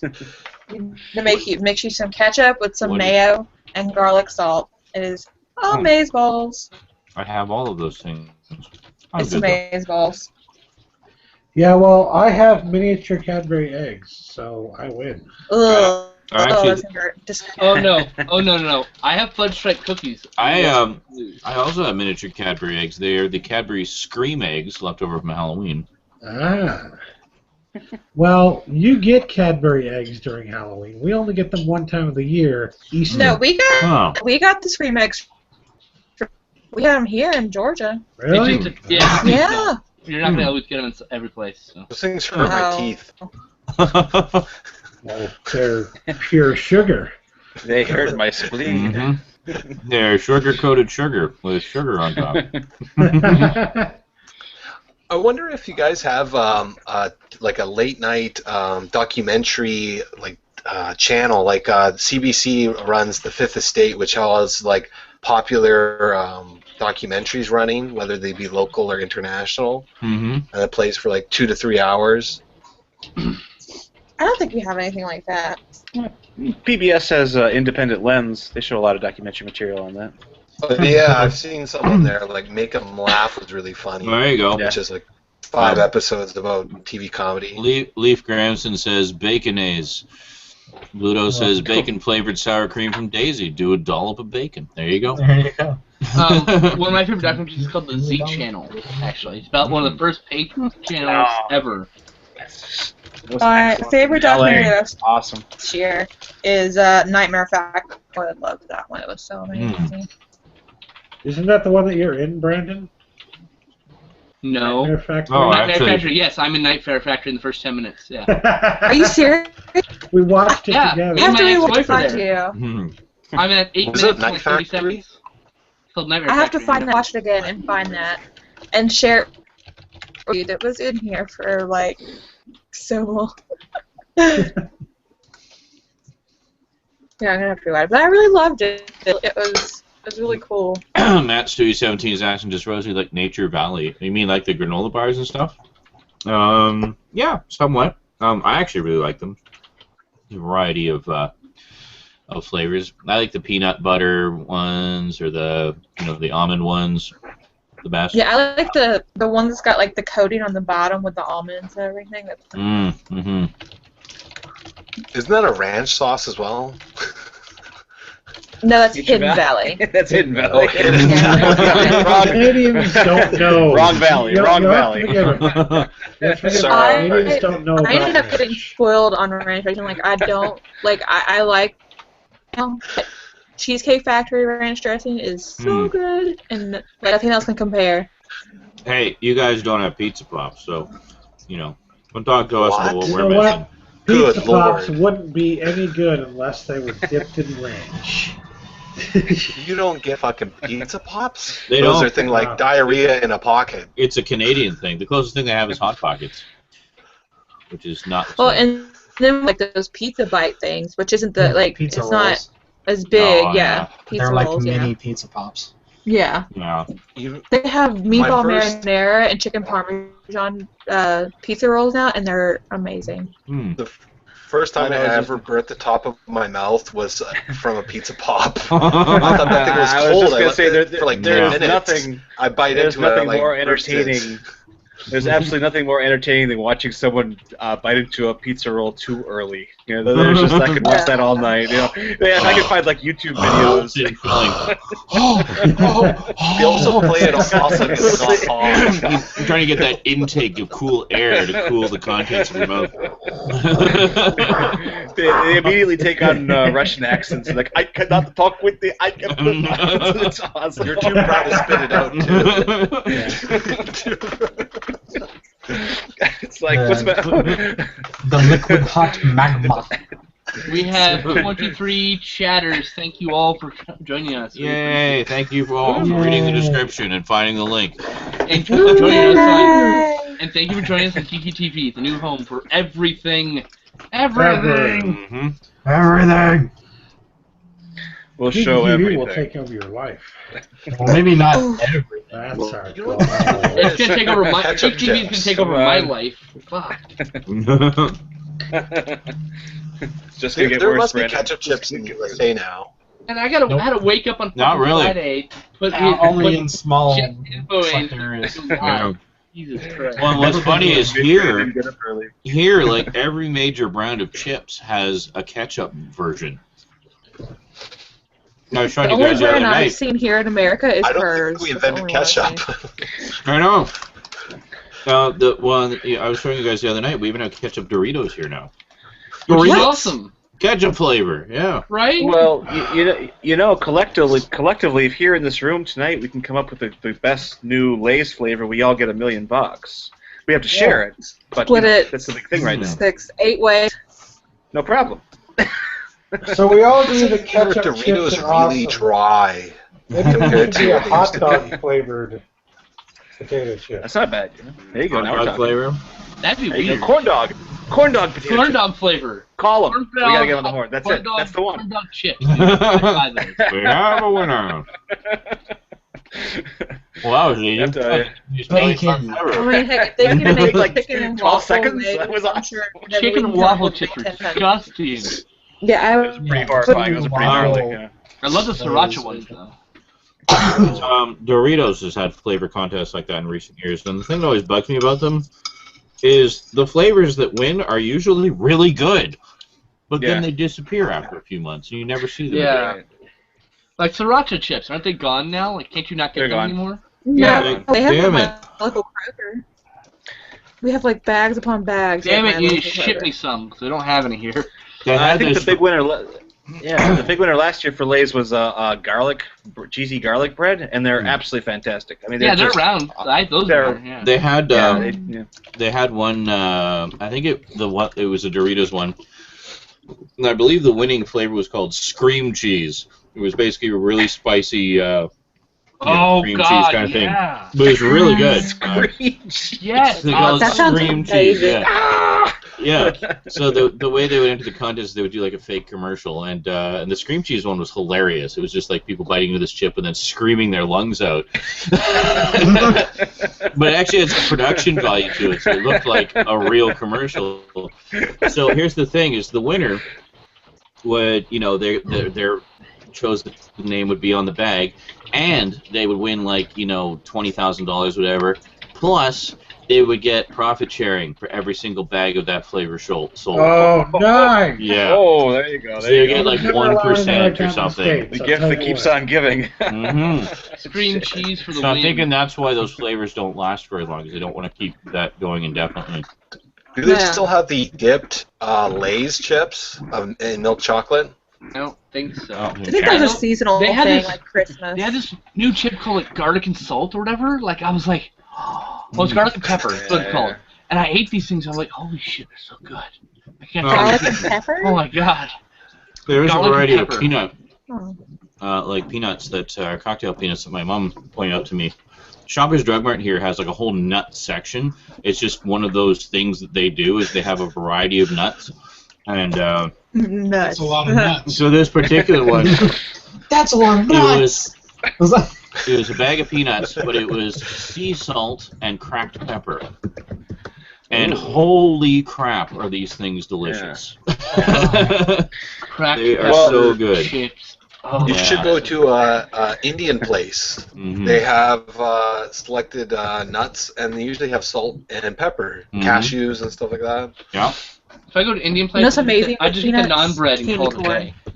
I don't need fucking nuts. Just naan bread. Bring more naan.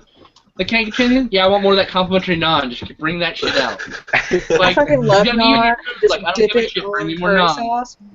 Yeah, Mhm. I get like the chicken curry, with spicy curry, right, and with a side of curry on the side, and I just keep asking, bring me naan. I just dip it in the curry and eat it until I'm full, and I take my fucking food home. Younglin One says, "I guess I'm the only vegan around here." Get out of here. I'll have some bacon in honor of that. Vegan, huh? No, You guys get no, not for me. Vegan powers. I do love my I do meat. prefer. Barking. I do prefer to eat vegan meals when I can, but Yes, I do like. Stout. Mhm. Hey, there's nothing wrong with eating vegan if that's what you want to do. Tasty No. animals. It just means there's more bacon for me. Hold on, Duncan says, let Jeff know. So, Jeff, I'm letting you know that Duncan enjoyed right your there. broadcast. And he says, and I was Oh, thank you so gobsmacked much. that just after I watched Brazil for the first time, he mentioned it in his broadcast as the best film of all time. Wow, talk about coincidence, lol. And Brazil was amazing. I have a Brazil problem. Yes. You actually just have a problem. It doesn't do with Well, yeah, I mean, that's it. I've actually not seen Brazil yet. I'm pretty sure I've only seen the happy ending cut. I need to see the real version. Oh, God. Mhm. No. Oh, Jesus. We were talking about the other night how we love our movies dark and depressing. Just like my women? Wait. Because Is that why you love me so God much? chicks are Oh, awesome. Jadzia, I love you because you're gorgeous. That's why. And you're a sweetheart. That's why I love you. Oh, thank you. Well, Just looking for Did your you know where socks. there's? She's sending me a Region 2 Fulci box set. See, From France. Yeah, a Region 4 Jadzia. actually. Jadzia has a heart as big as her boobs. Yep. They're pretty big. Made of gold, just like her boobs. Well, thank you for the kind. They're made of gold. God, don't say that. That would just be painful. Well, thank you for the kind words, That would Duncan. be very top heavy, yes. Not pure gold, but just coated in a nice thin veneer. Gold. Nice thin veneer. Like gold ember. Like Yeah, gold you have latex. just like golden Yeah. nipples, right? Okay, I can get just a little bit. With like some nipples, I mean, the nipple diamonds or whatever. Yeah, Bluto says, the butterfly effect, the happy ending or the good ending? Duh. I have only seen the director's cut version of that. I cannot imagine it possibly ending, like logically ending any other way. I was actually disappointed in the theater version, and then someone told me there's a director's cut, and I watched the director's cut, and I was like, well, that should have been the movie. Yeah. It's been a while since I've seen Butterfly Effect. That's a difficult movie in some ways. Like there's some material in there that's pretty rough, but it all makes sense. Like it all comes together quite nicely, and I thought it was extremely well done. You know, see now that was the They ended up case. making like 2 sequels or something. They made a bunch of direct-to-video. I think it was like 2 direct-to-video sequels. The second one is just in. Oh no, the third one's in title only. They labeled a different movie as Butterfly Effect 3. They had similar concepts. That was all. Yeah,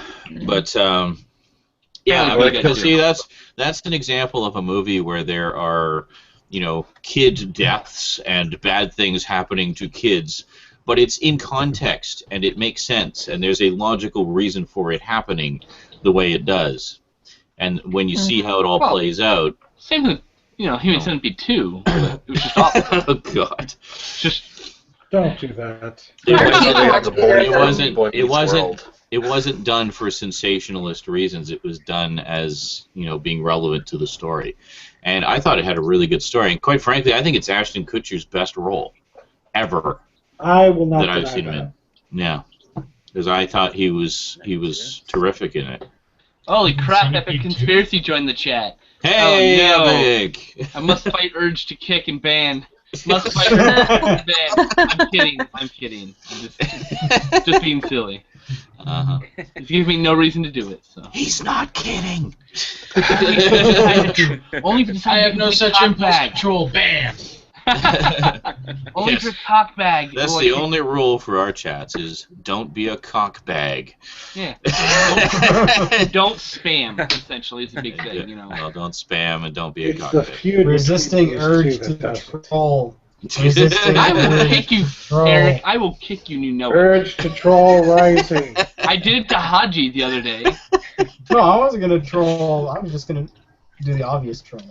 No, Haji was like actually trolling, so I kicked him like twice. So you know, hey. I suppose we'll have to put the "don't be a cockbag" clause in our terms of use on Geeky. Yes, we should. From Johnny Quest, Haji. You really should not have given Brandon any power, because now he's gone crazy with power. Oh yeah, I'm so crazy with power kicking everybody here. Fuck you. Don't make me kick you, alright? You're lucky I can't like eject you you did from the last hangout. night. Yeah, I ejected him from the hangout. That's pretty funny, actually. It's a Geeky TV despot. I love it. It's gone right to his head. All children under the age of 16 years old are now 16 years old. Underwear will be changed every half hour. So we can. We're on the outside, so we can check. So Pinky was really the smart one, and the brain was just insane. It all makes sense now. What? Yeah. Basically a meme showing Pinky and the brain saying, "Let's insane friend act out his crazy fantasies. Keeps him and everyone else safe. We owe our lives to Pinky." If Jimmy Pack want and no one cares, why does he do it?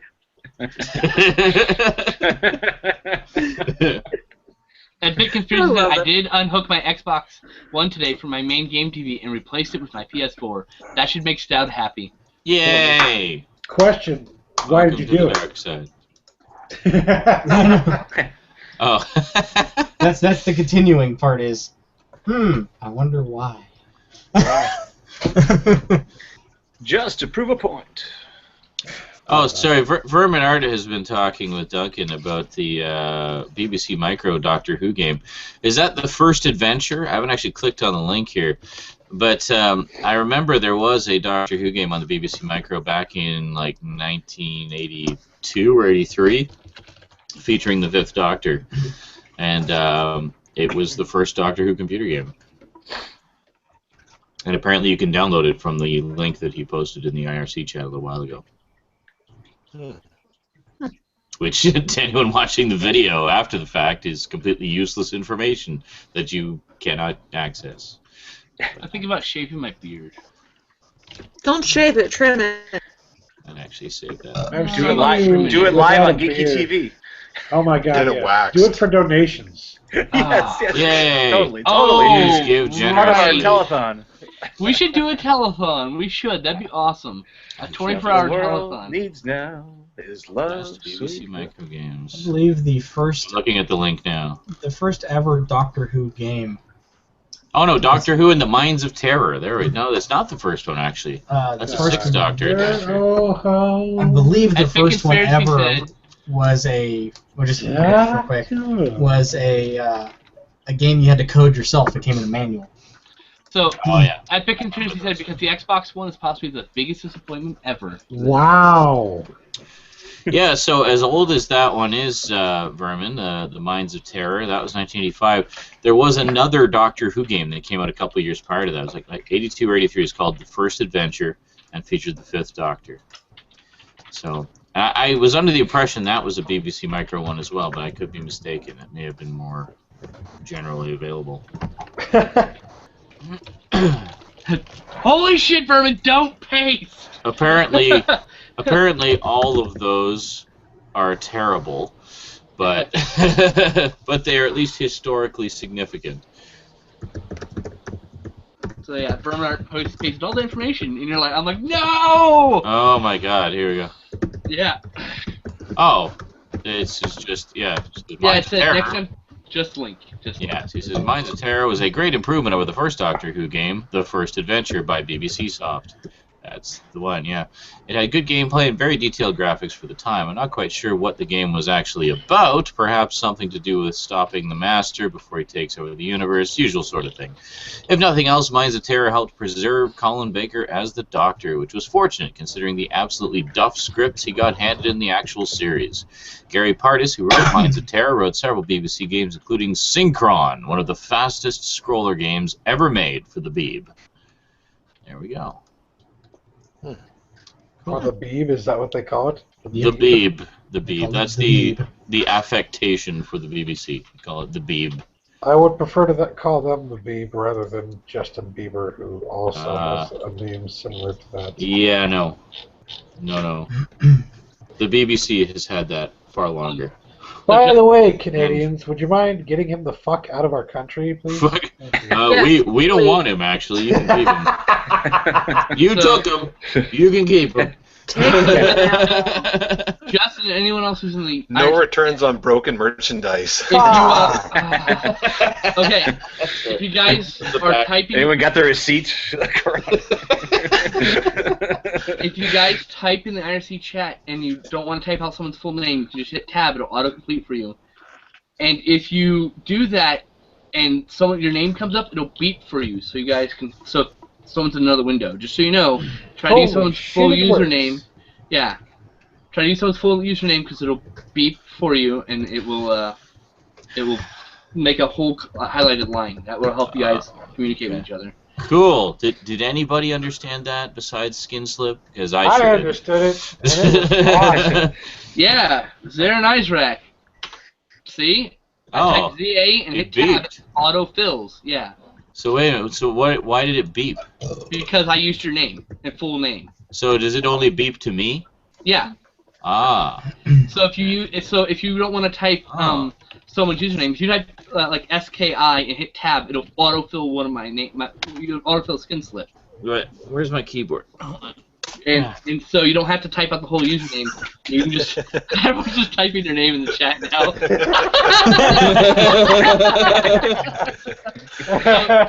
Because it's a pain in the ass to type in like Bluto 1992 every time. Just type BLU and hit tab and autofill, and you can just stop. Oh, okay. Oh God. What have you begun? Beep Baba. Everybody's doing it. Diarrhea. I don't. For a beep more. I don't. Mushroom cloud here. Just so we'll meet again. Don't know where. External program. Don't know where.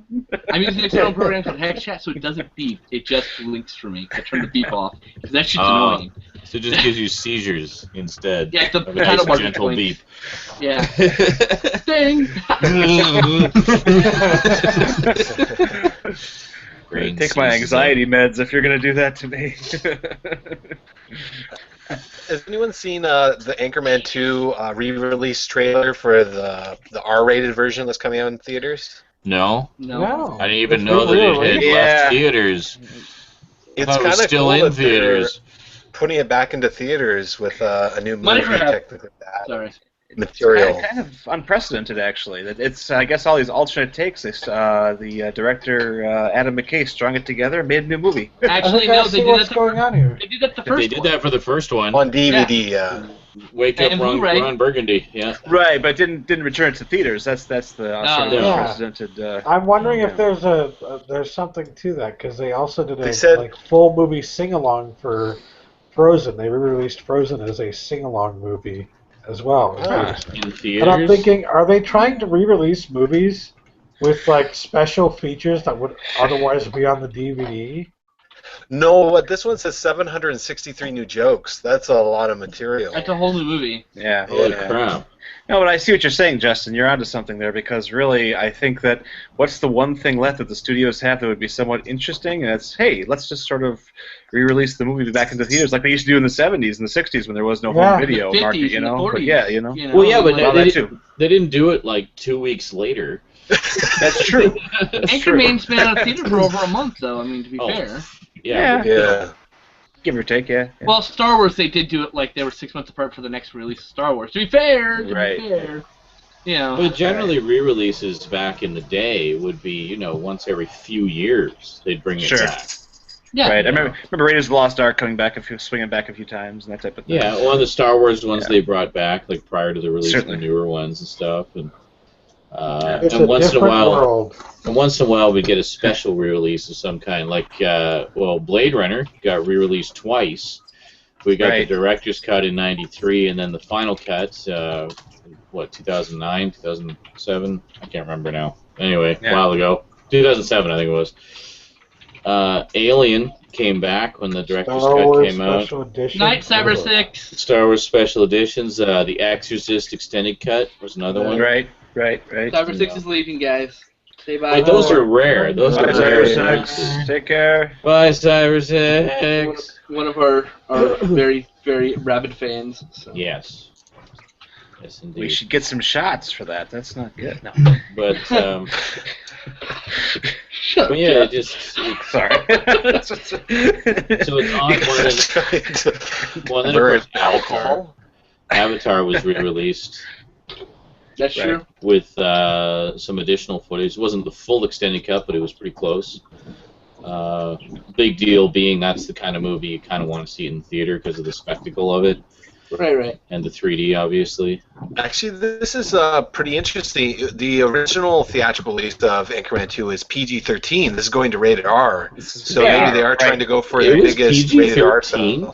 Yeah. Yeah, really? that's what it says. I'm pretty sure the original Anchorman is PG-13, and the Wake Up Around Burgundy would have been rated R. Yeah. So it seems like maybe they're trying to make a really big hype about these jokes and try to get like a lot of money out of the rated R. Oh, totally. Farrell was on the Tonight Show last night, the night before, and he was pimping it pretty hard. He was also in a spandex suit trying to figure skate in tennis shoes. Let's not talk about that right now. We'll keep it on there. I was delighted to hear his voice as the lead villain in the Lego Movie. Nice. Oh, was he the lead villain? That's he is. Yep. That's cool. I want to see it so bad. Oh yeah, there you go. Bluto 1992 mentions also Lawrence of Arabia got a limited IMAX showing when the remaster came out. Forgot about that.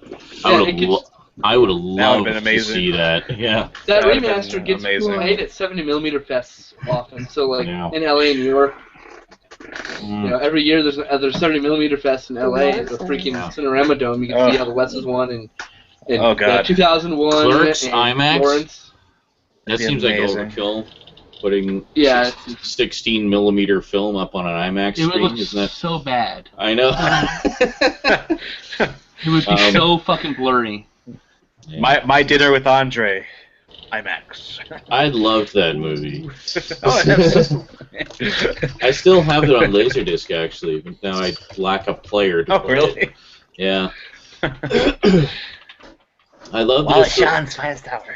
I just love the wonderful simplicity of My Dinner with Andre. It's literally two old friends getting together, haven't seen each other for a while, and having dinner and having a conversation. That's it. The whole movie is their conversation over dinner. Actually, I appreciate it mostly because it spawned Andy Kaufman to do My Breakfast with Blassie. Oh, yeah? Which was him having breakfast with Classy Freddie Blassie, the wrestling for the rest of the day.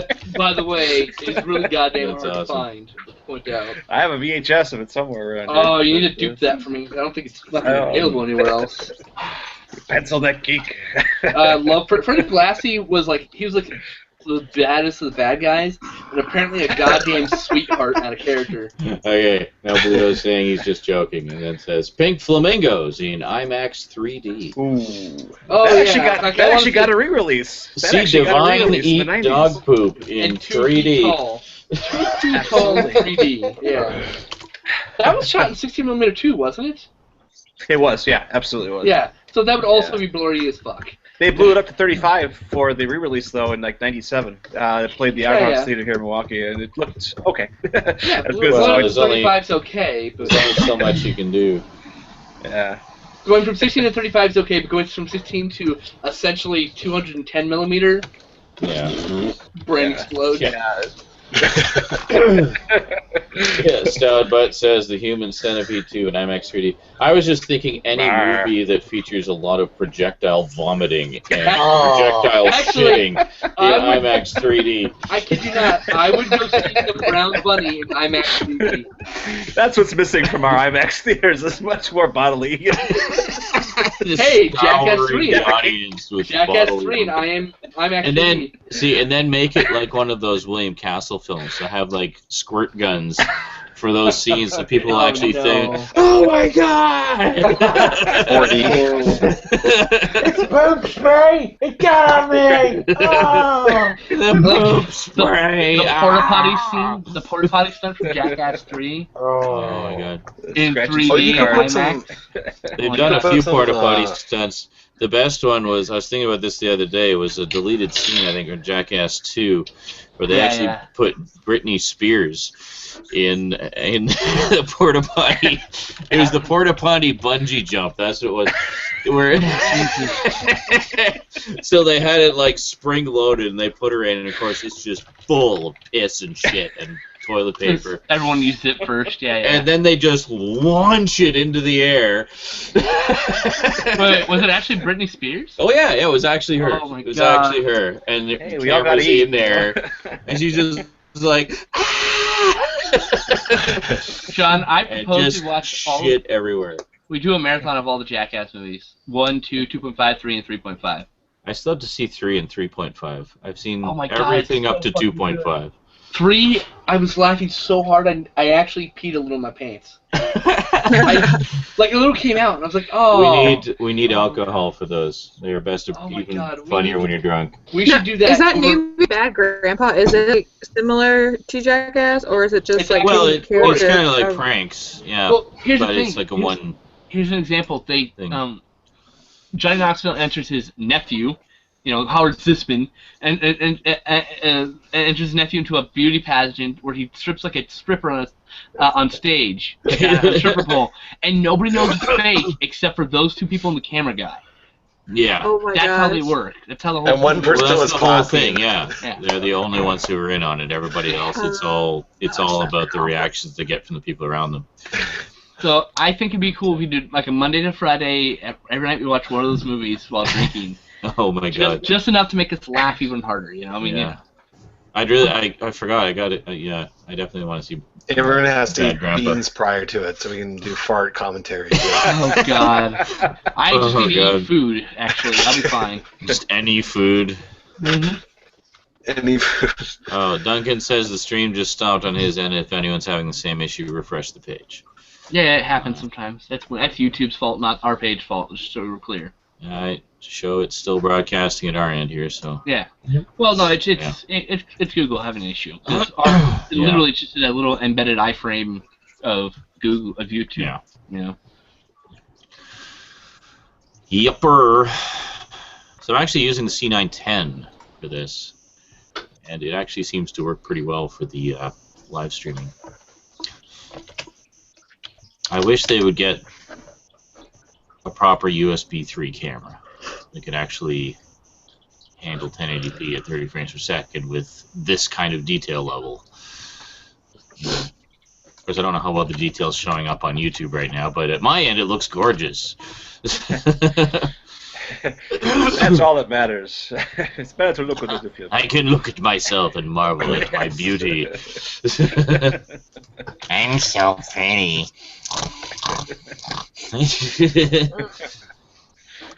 Yeah. Okay, you guys. I need to go and force myself to go to sleep, so I'm calling it a night. I'll miss your beautiful face. I'll miss your handsome face. Oh, no. So He's the only one who thinks I'm handsome. Yep, she is. Yeah, I would think so. Bye, you guys. Have a good night. Have fun. Good night.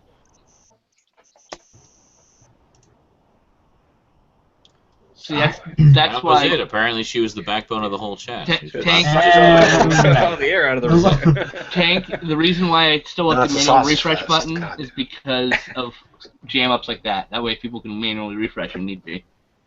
Well, yeah, Yes. you can still refresh it, or just refresh the page, or yeah, we can put in something that manually refreshes it. I want both, But we just to be able to click it, trigger it, you know. We still need it to be able to do it on fish its own. sticks? Absolutely. What? We need someone who knows how to code in PHP. Did I eat all my fish sticks? Yeah, like half an hour ago. Oh, I didn't even notice. I didn't have like a mountain of. I had 12 fish sticks and 6 pierogies, so it's, you know. That's a mountain of food, man. Jesus. It's Well, like each fish stick is like 2 bites. They're not huge. Oh, never mind that. They're more like fish fingers. Yes.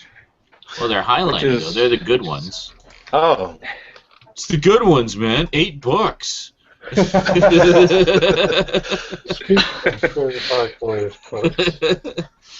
Yeah, they come with tartar sauce too. What the fuck, Julian? Those are the good chicken fingers. $8. So you all know that's the natural shape of a fish, the finger shape. It's a rectangle, yes. my daughter had a realization the other day. We were in a rush, so I served her like it was chicken nuggets shaped like dinosaurs, and she finally said, "Dad, chickens aren't shaped like dinosaurs." That's right, true. sweetie. Yes. Kind of got me on a technicality here. You're on to me. Those were actually. This came from T-Rex Farms. It was genetically like bred chickens dialogue in the shape of dinosaurs. Brilliant dialogue right there in the making. What kind of a bad man are you? There is You can nothing imagine science Steve. can't do. I'm imagining a scene right now with a father and a son, or a daughter, whoever it may be, with a father and a son, father and a daughter, and the daughter's eating fish sticks, and she says, "Dad, why don't the fish sticks look like fish?" He's like, "Well, it's not aerodynamic. I don't know." What? Okay. Nice one. This is why Stout writes things rather than improvs things on stage. Exactly. Clear-cut division between actor and writer. Just goes up on stage, okay, this is a great idea, and stop. And aerodynamics. Huh? Stop? Yeah. You know what I mean. Yeah. Alright, thanks, good night. Gotta work that he got it. We have the guy in the back there. He got it. Oh, boy. I always say that to people too. I always say, like, I'm a better writer than I am a speaker, and they don't believe me. Well, you should. I'm a more gooder writer than I am a betterer talkerer. When I sound You may be retarded. becoming When I write, I sound master brilliant. debater. Yes. Do you know what might be kind of interesting as a young theater goer, like if you have children, what kind of world is it like to see every film possible that you wanted to watch as a kid see in 3D, like it's actually made in 3D, not just forced 3D? Well, it's funny. I've taken Rosie to 2 movies thus far, and they've both been 3D. And one of the first things she asks me when we go to see a movie is if there's a 3D version. She loves it. She just loves the things popping out at her and like the depth and stuff. She feels like it for her. She describes it as basically a more immersive experience, or as she put it, after seeing The Hobbit, because we went to see it in the high frame rate 3D, she said she was telling her mom about it, and she says, "Mom, it was this new kind of 3D, and it's like you were there." She was just totally blown away by it. You know what's kind of weird though is like some movies we see from the 80s, right? Like because of they're doing CGI and some of them are doing obviously practical effects. Yeah. That they kind of look old. But with today's technology, I mean, I think it's far in advancement that even like say Toy Story up to now, those effects are probably not going to age too badly actually. No, because it is what it is. I mean, they still have that kind of cartoony look, but it's still kind of realistic. But I don't know. It's hard to say. But you're saying like what must it be like for kids to have this abundance of 3D? Yeah, it must be crazy. Because I remember when I was growing up, 3D made a brief comeback in the early to mid '80s. Treasure of the Four Crowns. Yeah, and it was the same kind of 3D that we have now. It was the polarized 3D. So that was my first experience with 3D. Yes, Space Hunter was one of them. Space Hunter's Adventures of the Forbidden Zone. Yeah, Space Hunter, Adventures in the Forbidden Zone, Star Chaser, The Legend of Orion, which was a 3D cartoon. Oh yeah, that was we were trying to watch and failed. A 3D, 2D cartoon.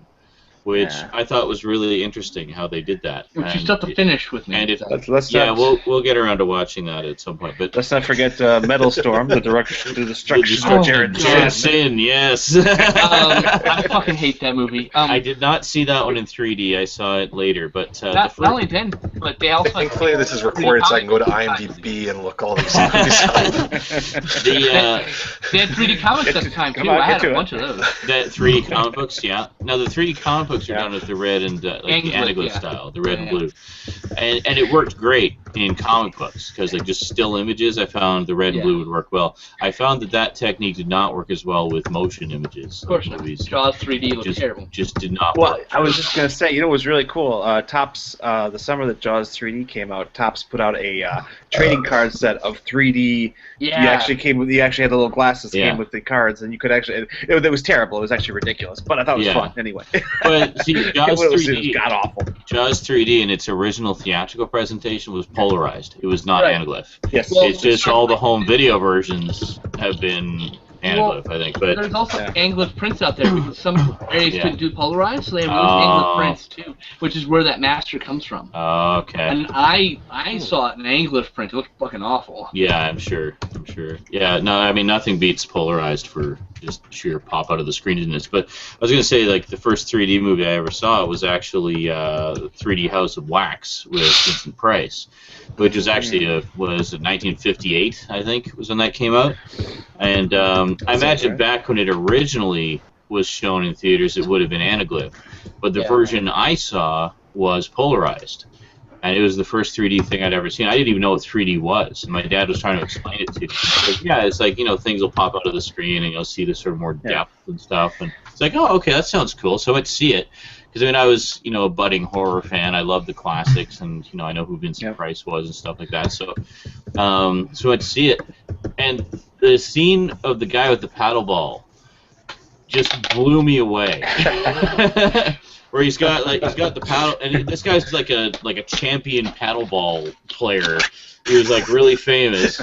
So he's like doing the paddleball, and he's like hyping up the opening of the Wax Museum, and then he goes like, "Oh hey!" and then he starts doing it right at the screen, and the paddleball's like you seriously feel like it's gonna hit you in the face, and it was just amazing. So that was my first memories of 3D.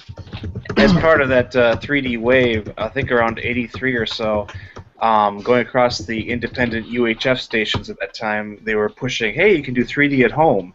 And you went to your local gas station. We went to like Union 76 station and got these the red and blue lenses. They showed of all movies they rolled out Robot Monster. That's the one, the guy with the I have a couple of VHS tapes of those late night 3D movie showings. Sure. I've got Robot Monster on there. And called The Mask. The Mask. I remember The Mask. Put your mask on now. Put the mask on now. Yes. Which may put your glasses on. Well, I remember there was a Three Stooges one too. In the 90s, right. Fox tried to do like a polarized 3D type thing. Yeah. They had Revenge of the Nerds 4 and Married with Children, and they're like their primetime lineup, right? Yeah. And so, you went to 7-Eleven and you bought something and you got your glasses to see it, right? Mm-hmm. And you watched it and it was terrible because it wasn't, wasn't that great. It's funny. Right. It went during this UHF revolution. they would have like a host would come up before and say, okay, well the only way you're going to make this 3D work, you have to adjust your contrast. So do it now. Adjust your contrast now. Yeah. And then I remember it was over. My mom the next morning to the TV, I was like, what the hell's wrong with the television? Nobody readjusted their contrast, so it was like, wow. Just made everything terrible. But there was another in the early '90s. For television, they experimented with what's called the Pulfric 3D system, which is basically where you have one dark lens, and it works best with CRT televisions that use the alternating scan lines, because what would happen is the dark lens would delay what this eye saw by like 1 or 2 scan lines. So what you would do is you would have things panning from left to right or right to left, and so it would alter. That's what they used. Yeah, it would slightly change the speed. Now, done well, it could actually be quite effective. Like I have seen some stuff that was actually done pretty well. There was actually a Doctor Who special done for the 30th anniversary using the Pulfric technique. But they're children. That's the whole thing. Yeah, and there was a few. I have actually an old Rolling Stones special from the Steel Wheels tour where they had a couple songs done in 3D. Like that. It sounds like that process might detach your retina, though. I'm a little nervous. Well, the trick to it, the trick to filming it, is you can film it with any. You don't need a special camera or anything like that, and that was kind of the appeal of it. Was you could do 3D just with a regular camera. The trick was to keep the camera moving, because as soon as the camera stops moving, you lose the effect. So it's all based on motion. So I actually did. I was really fascinated by that, and I learned sort of how it worked.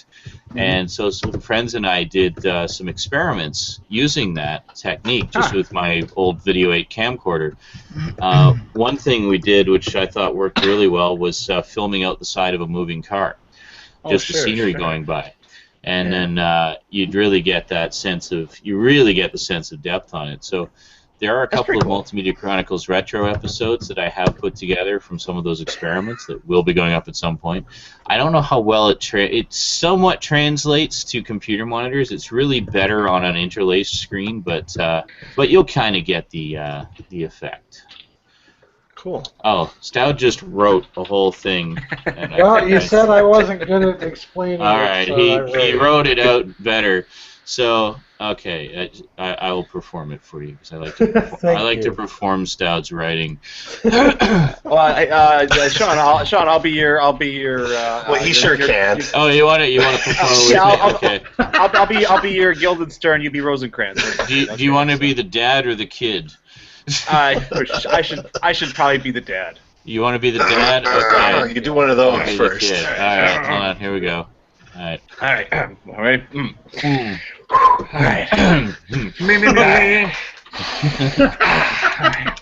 The rain in Spain falls mainly down the drain. He does this shit right from the gangbang. New York. Unique New York. All right. Unique New York. The Human Torch was denied a bank loan. The Human Torch was denied a bank loan. Both of these motherfuckers do this shit right from the gangbang. Slammed his fist upon the post and still insisted. All right, here we go. Shits upon the seats that she shits upon. Okay. The quick brown fox jumps over the lazy dog. Here we go. All right. Fire away. Dad, why don't fish look like fish sticks? The fish sticks aren't fish. Yeah, they are. Well, they have fish in them. Yeah, they're fish. Well, no, they're not. What do you mean? A fish stick has fish in it, but it's not like it's a whole fish. Why not? Because whole fish suck. That was good. I I'm gonna deliver that with a little more feeling. Because whole fish suck. You have to take out the bones and stuff, and they don't come breaded and frozen. Why not? Because fish are designed by nature to swim in the water. They're aerodynamic, and their bodies are shaped to swim through water. If they were shaped like sticks, they just sink to the bottom. Oh, that's where fish sticks come from. What do you mean? They can't swim, so they sink to the bottom. And the fisherman comes and puts them in the oven and makes them fish sticks. Well, actually, yes, that's exactly how it works. There you go. Thank you, awkwardly Jewish dad.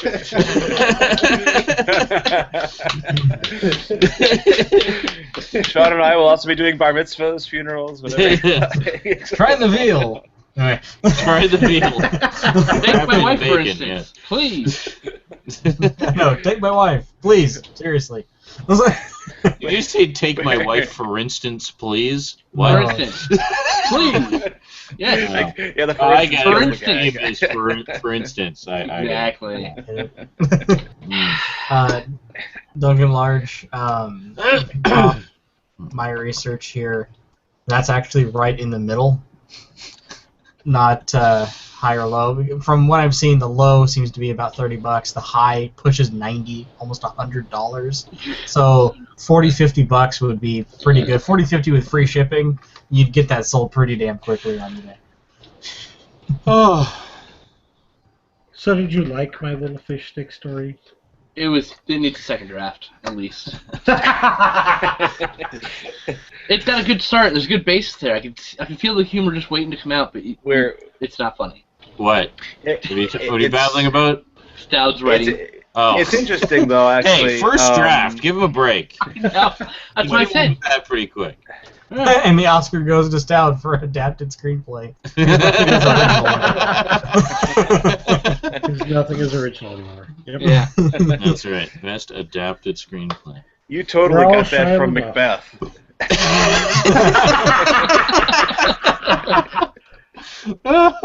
Oh, God. I'd just like to reiterate at this point, anybody sitting there watching on YouTube would like to participate in the chat, please come to the IRC chat because we're not seeing the YouTube comments. Thank you. Link is in the description. You basically want to go to the Geeky TV link in the description on the YouTube video. All you need is a username. Just come right in, join the chat, have a good time. So this is what's going to happen, folks, on YouTube. Sean's going to go to bed. After he has like a good wank or whatever, he's going to wake up, he's going to drink his coffee, he's going to take a shit, and then he's going to go look at his YouTube comments and go, huh, all these people should just come to the chat. Yeah, exactly. It's That's like, what's going to happen. Look at all those comments that I didn't see yesterday when we were live. You wank before you shit, huh? That's interesting. No, he wanks before he goes to bed. Sometimes, yes. Someone's wanking in the shower. He gets a pre-shit wank. It depends. Hey, sometimes you're at work and you just got to get 2 in 1, so you got shit and wank at the same time. Well, sometimes having the pre-shit wank actually helps the shit. It, gets things moving down there. Yes, we are of that age, aren't we? Man of a certain age. Needs a little encouragement. Oh, God. That age is 12. When coffee doesn't just do the trick. Well, see, coffee, I find the coffee and cigarette combination is a wonderful natural laxative.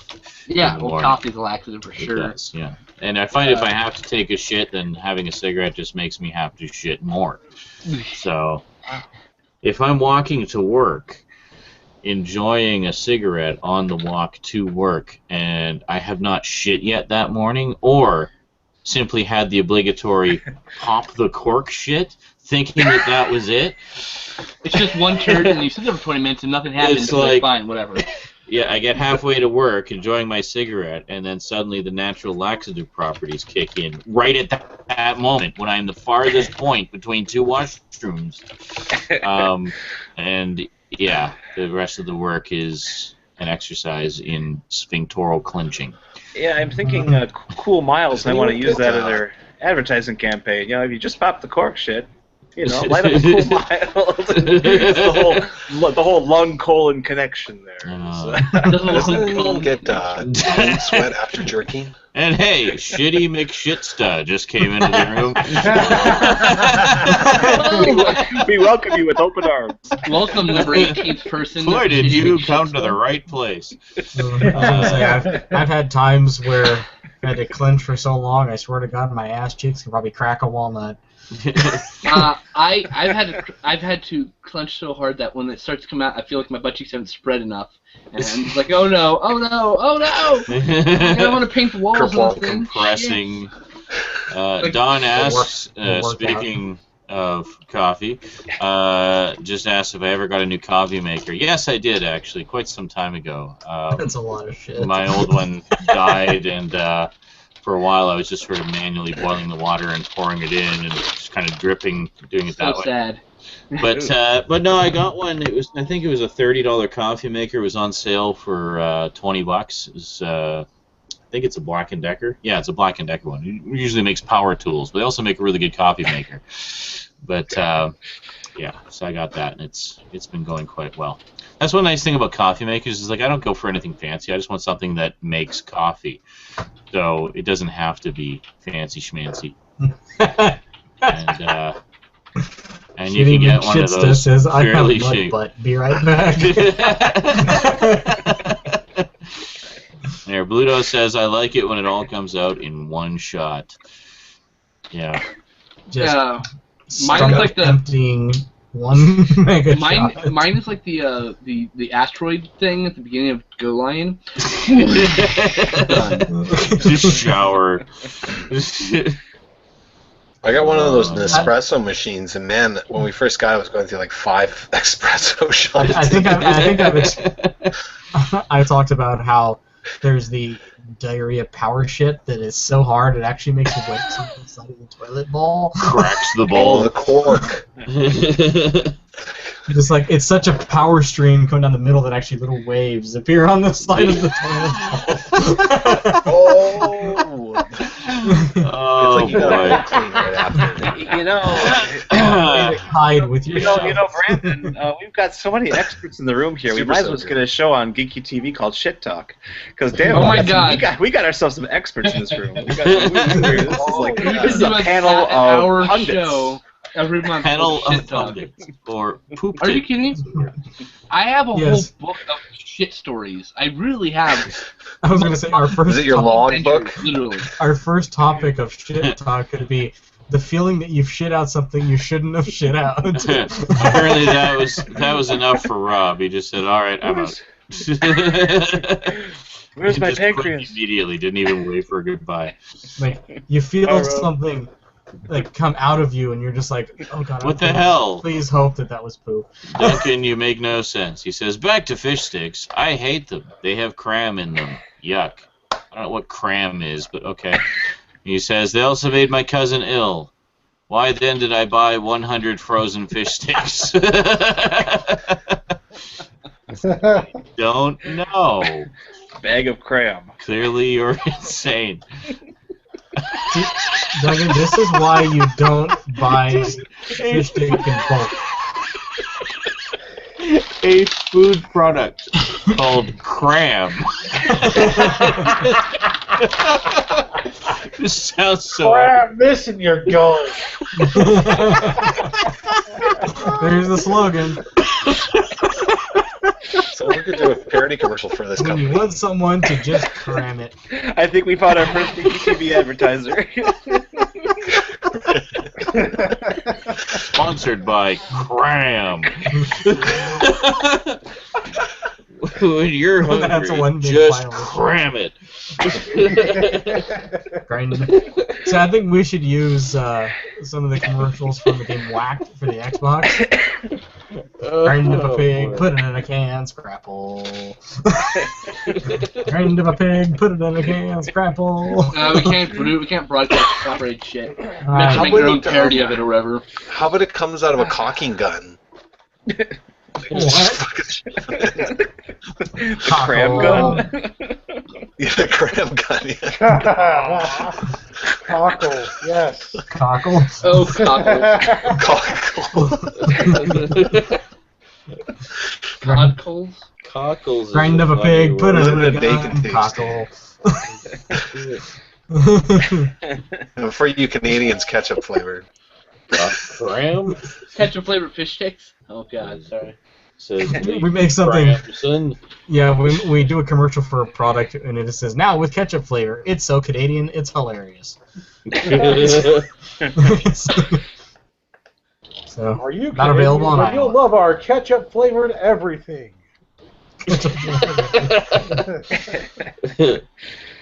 Ketchup flavored apples, ketchup flavored bananas. We've even got ketchup flavored plums. Oh, wasn't there a ketchup flavored ketchup? There was a cartoon. Crab. Bloody crap. Oh, there's a typo. This whole time. Because of your typo. Because of the commercial. That was more crazy. I thought, wow, 100 fish sticks. I'm poor and I can get more fish in my diet, lol. Didn't expect to choke on the crab taste. Bloody crab. So it wasn't cram. It was crab. Crab. You got so much mileage out of that typo. Stupid fish sticks. Why do they always put cram in them? Oh, God. I was about to find out what the fuck cram was. I was really confused. I honestly thought that must be one of those weird British things like Marmite. Oh, God. Marmite, that spread that's artificial fish you, parts or whatever. You do your winter caulking with. Well, I just fired off an angry letter to Gordon's about the cram.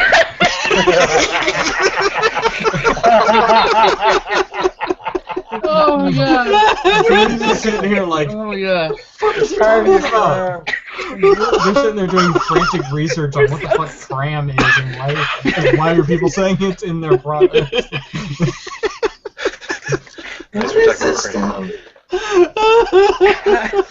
Where's the unsend button?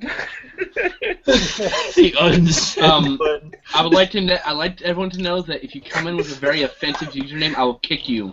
That's the person I just kicked. Oh god. It would be nice if it was a fill-in item for Amazon, like cram stuff. Oh my god. My dad actually sent a letter to Aldi when he bought a bag of frozen broccoli where it said, made in the USA, and right next to it, on just another section of the bag, it said again, but it was said made in Guatemala. What?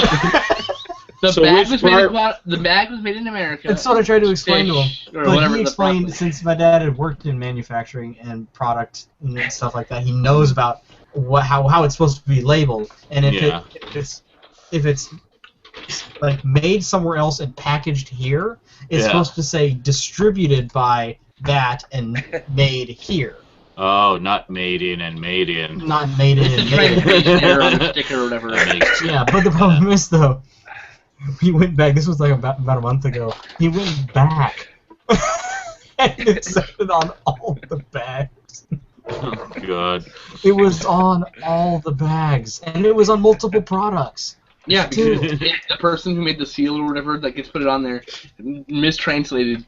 No. The term. It wasn't just on the bags of broccoli. It was on like the boxes of cereal and on the bags of frozen meat and stuff like that. And it was made here, then made somewhere else. It's like Duncan Cram made Jeff cry. Duncan said, "I won't be allowed to I'm done. I put up work in here. Duncan said, I won't be allowed to forget the cram now, will I?" No. You're creating something amazing. See, this is why we need to keep minutes of these Saturday InSaNiTys, because I need to properly index them in the descriptions for future enjoyment. Which episode was it with the big spiel about cram? Oh yeah, there it is. Right now, go to the description and write the episode with cram, so you'll remember. 2 hours and 30 minutes in. Cram. It'll be like Cram. It'll be like Friends. This will be the one with the cram. Oh yeah. Cram episode. It's a cramisode. It could be almost attached like a feed bag for a horse. Full of cram. So, I'm thinking we need a cooking show on Geeky TV called Cooking with Cram, where you changed Cooking his with name. Pam? He changed his name to Cram6502. Apparently, Cram. Send in your recipes. 86753 cram. and Cram itself will just be this plain brown, tub, and just be some mysterious cream, Mystery, not even mystery meat, just mystery food. It's made out of meat. That's what's the secret. It's nondescript, grayish brown thing. wow. Oh my god. A 15-minute discussion about a fake word. Lovely. No, it's not a fake word. No. Oh, we have made it real. Well, we're not cramming for an exam. We're using it in the wrong Cram context. is C-R-A-M. That's cram, it's squeezing into an insufficient space. Right, but that's not but there is also a website called cram.com, which is create and share online flashcards. And then there's the Country Road Association of Michigan. Draven says, #cram is now trending worldwide. There, I just posted about Cram on Twitter. Welcome to Cram Fashion, Cram Chicago, Cram World, secure data backup. This will be our legacy, gentlemen.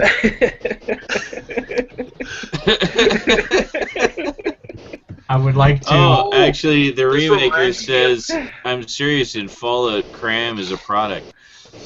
Fallout 3, actually, I was probably, yeah. I think it is. It's like their spam charity or something, isn't it? Yeah, it is. Oh, yeah. lame.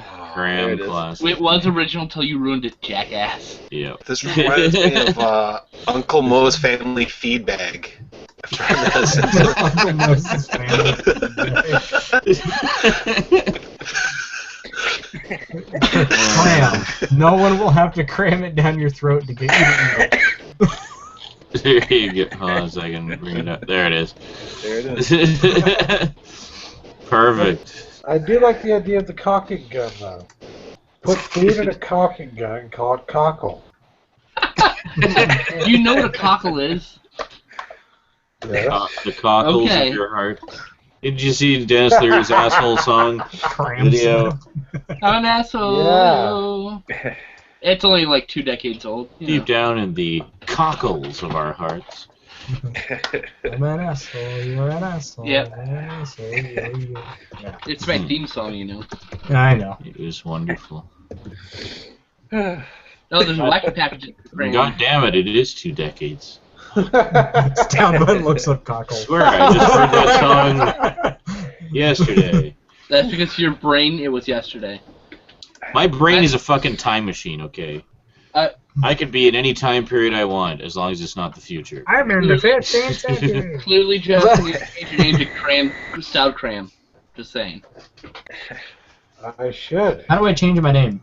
It's slash, the slash, and then Nick, and then space, and Nick. You know, that is Nick one and way IC? to do it, but you can just click here, on let me your show you. Nick on the bottom, and it lets you change it. That's Do you that know right what's- there. You know what's really weird about you're talking about screenplays? The guy who plays the dean in Community is a award Oscar nominated or Oscar winner of the Descendants screenplay. Yes, he is. Yeah, it's really weird. Jeff was talking about him on his. No, he's talking about the Oklahoma. Nebraska. Nebraska, right, the other one. The other one by the same director, isn't it? Yes, Alexander Payne. Yep. Yeah, he did. I can confirm that Sideways was not done. It was done in California, so you know. Yeah, there was no Nebraska in that one. Yeah, he was adapting a book. He was adapting a book. On that one, that's one of my favorite movies too. I love that movie. It's a great movie. Yeah, Payne's a good director. Which movie? Piranha 2: The Spawning? Alexander Payne's going to claim that one. We'll make a movie called Ohio. Oh. It's just two guys. Ohio. Yep. We're in a national park. Yeah. Mine works oddly well. Garbage crammer. Snoop Cram. Wow. The hell? No. The Re-crammer. Oh yeah, garbage crammer. Nice. I didn't see that. What has happened to our chat? I don't know. I don't know. What has happened to our chat? Cram happened. Cram has taken over. The remaker is now known as the Re-crammer. I'm Cram Slip. Cram Slip, Cram 6502, Haji Cram Sit In. Stout Cram. And garbage crammer. Garbage crammer. Yeah. That sounds like you'll be visiting the doctor on Monday. Garbage crammer. Whoa. Osama bin Cramming. Oh wow. Holy crap. Holy cram, sorry. Yeah, we're almost to 3 hours, man. We're getting there. Yeah, about 20 minutes, 25 minutes. A little under half more heavy breathing cat. I'm gonna cram it in you. We started the cram movement. Oh, good. Stout cram reminds skin cram that you can just cram on your name and cram it in that way as well. Yeah, you can do that. IRC commands are quicker. I feel like we've all become arch villains. Stout Cram talks to Skin Cram. Cramo 1992. There you go. I'm now worried that cram is actually an infectious disease because you're all becoming infected with the cram. And, disturbing. Yep. Ah, it's too long. Timbit Kid is now known as Crambit Adult.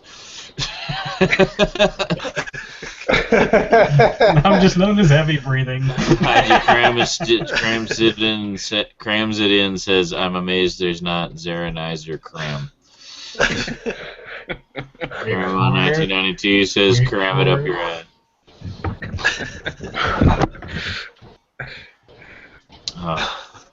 What just happened here? I don't know, but I feel dirty. I will tell you right now, I'm going to be making a bot for the IRC that will be here all the time. I'm now going to call it CramBot. I'm about to go change its name right now to CramBot. Yes. Frog go court and heated right. CramBot. See, that's why it's wonderful that we record all these. You know, we have these historic moments preserved for all time.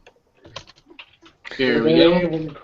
Yo, you want to know where the name CramBot came from? Well, just watch this video. I'm now 3 hours of it. Now known as CramBot. There you go. It's nice to know that Jews of the future will look in the Torah scrolls and see Cram. I don't know. Is it kosher?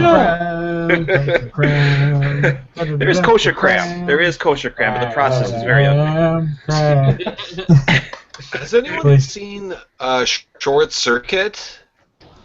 Oh yeah, the movie. Yeah, and you know Fisher everybody Stevens, in the room. You know Fisher Stevens' character Benjamin Jarvie. Yeah. He reminds me of the voice of Apu before I knew who Apu was. Yeah. And I looked it up, and that film originally is before the Tracy Ullman show. So yes. I don't know if it's just a stereotypic Indian voice, but it always reminded me of Apu's voice as Benjamin Jarvie. No, it's very much the stereotypical voice. By the way, the username length is going to be increased. We just haven't gotten around to doing that. Webmaster Mike's been a little busy, so.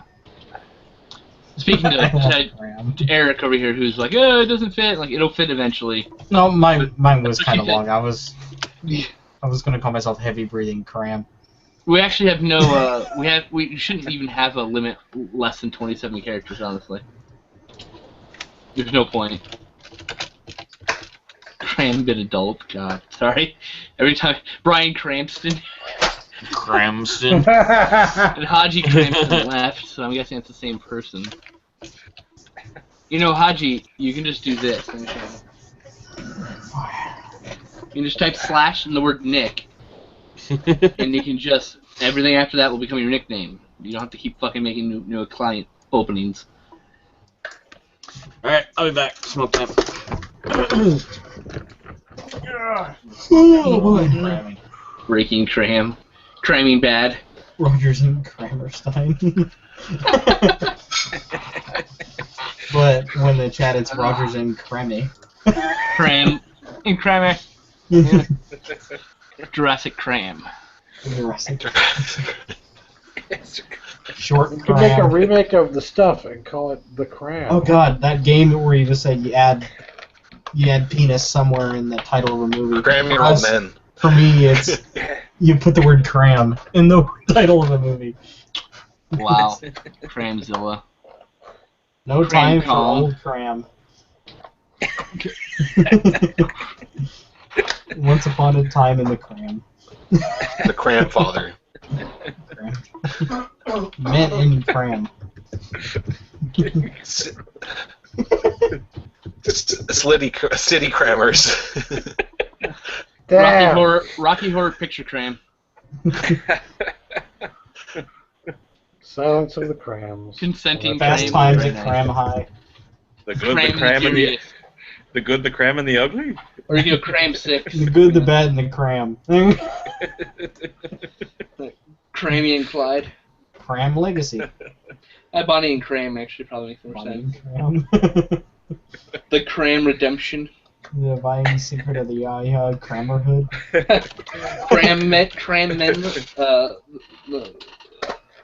First class, yeah. Or X-Men Cram class. Cram Guy. There you go. Reservoir Cram. There's a TV series called Cram. Oh no. Damn it! CRAM. This is a TV series. Crap. Oh, actually, I have Justin's favorite Cram. It's Polter Cram. Crouching Tiger, Hidden Cram. Crammer Geist, one of those two. Twilight Breaking Cram. Man, Twilight New Cram. There you go. Abraham Lincoln Cram Killer. He is a cram, he's a cop. He is a cram cop. Coming soon to a theater near you. Cram, directed by Michael Bay. The Desolation of Cram. Cramageddon. No, Tropo Bay can't Cram. touch Cram. No, God, dude, what the fuck happened to our chat? You just ruined. We broke our chat. We totally did. Paranormal Cram 4, by the way. Cram of Steel. Forest Cram. Cram Romance. Talladega Nights, The Ballad of Ricky Cram. Rise of the Planet of the Cram.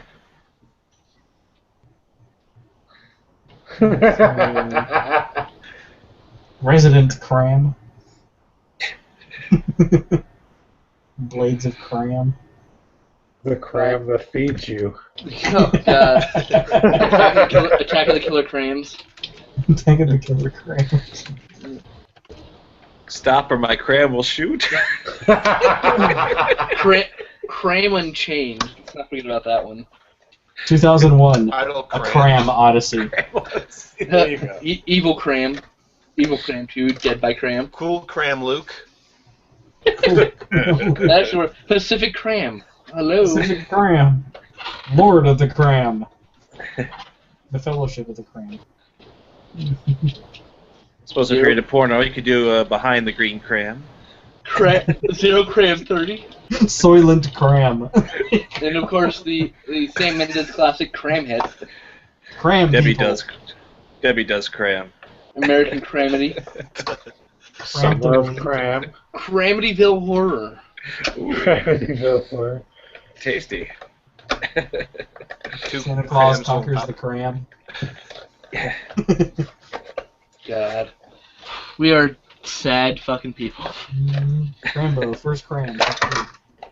Chitty Chitty Cram. Or worse, Chitty Chitty Cram Bang. The Wizard of Cram. Chitty Cram. Chitty Cram, we love you. Hey. There's no way you can sing that, Brent. There's no way. Don't tell Mom the babysitter's Cram. Wow. Oh, God. Cram Night Rises. That Cram begins. That'll be in the Cram Factory. Oh, good lord. I have no idea. This chat become... Sean, you have no idea. You don't want to know what happened while you were gone. It has devolved into fucking replace the movie title part of our movement title with Cram. Oh god. You're the music makers. You're the dreamers of dreams. Crammy Nights. Nights in a river full of cram. Cram Van Dam, the Cram Mile, Cramnolia. Forest Cram, I Am Cram, Night of the Living Cram, Lord of the Cram, one tin to rule them all. Robo Cram, Idiocra Cram, Cramadrator, Sleepless in Cram, Dirty Cram, Cramocop, Cram Doctor, Anchor Cram, Cram Lito's Way, Thunder Cram, Cramtum Leap, Plus Cram. Cram, Cram Trains and Automobiles. Cram Killer says, okay, I'm all crammed out. Furry Cram, the Cram in the Woods, Crambo, First Cram, Part 2. Cramnut 30D. E.T. the Cram Morno. Those aren't Cram edition. Don't tell Mom the babysitter's Cram. That was Cram World. That's what our world Duncan says, I thought I'd be saved from the Cram mare, but it looks like Cram will be my mark on the geeky world. I shall pay my penance. One day I will cram you all. 21 short films about Glenn Cram, Indiana Cram and the Kingdom of the Crams, Cram of the Living Cram. God. Cram. Wow. Just goes on. Thunder Crams, Cramformers, Adventure Cram, Good Cram, Cramana, 3 Double D, starring David Hasselhoff. Cram Wars. Dark of the Cram. Dark of the Transformers, Dark of the Cram. Punch Drunk Cram, Teenage Mutant Ninja Cram, Cram Factory, Beer Cram. Cram Face, say hello. Only Cram forgives. Surf Nazis must cram. Very good. Cram Face, say hello to my little Cram. Lost in Translation. Cram of Thrones, Cram Trek, Bat Cram, Cram Trek, the next Cram Turation. Cool Cram Luke, the Boondock Crams. Cram Light New Moon, Cram Space 9. The Recrammer says in an alternate universe, all these movies exist. It's like Bizarro. Live in the Cram world. Wow. Pacific Cram, Evil Cram 2 Cram by Dawn. The Parent Cram. I wonder what my doppelganger Cram looks fellas. like in the Cram world. Dr. Cram. Yeah. Wow. Army of Cramness. The Naked Cram, 33 1/3. GI Cram. Okay, I'm tired of this racist motherfucker. Yeah, kick his ass. Attack of the Killer Cram. I noticed none of us were reading his incredibly racist non-movie titles. Yeah, it's okay to be Cram. racist, but it's funny. This is not funny. Yeah, no. If we were being funny, I would have left you there. No problem. Duncan says, I'm so hungry, I actually want Cram. Ooh, Cram. Roger Rabbit. That sounds like a porn. That's a porn right there. Cram to the future. So, in completely related news, Heroes is coming back. Yes, it is. We kind of forgot to mention that 3 hours ago, but when we had viewers still. Yes. So before Heroes, the apocalypse. NBC is bringing back Heroes, presumably with as much of the original cast as they can, but also with a lot of new characters. and continuing. I don't know if they're doing it like a series of movies or if they're doing it like as another season or what they're doing, but they're doing it as some kind of an event to bring it back. Tim Kring, the original creator, is involved. Totally. He will be heading up the project, so good news. I still have to finish watching the original series. I've got all 4 seasons on Blu-ray. I'm about halfway through season 4. I still have to finish it.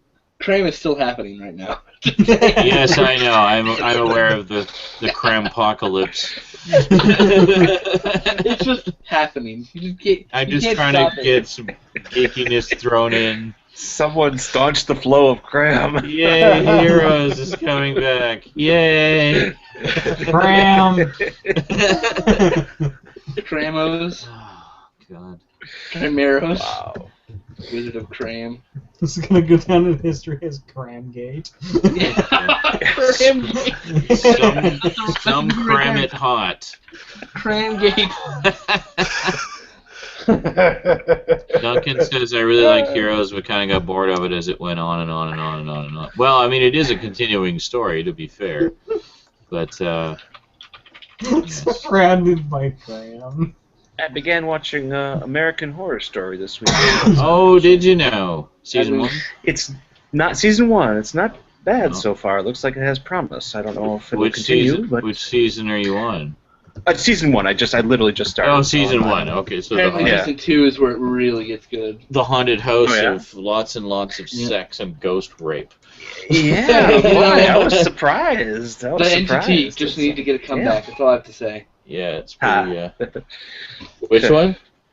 The Entity, the movie about ghost rape. Oh, The Entity. I remember. Yeah. Barbara Hershey. TV movie with boobs in it, by the way. Disturbing film.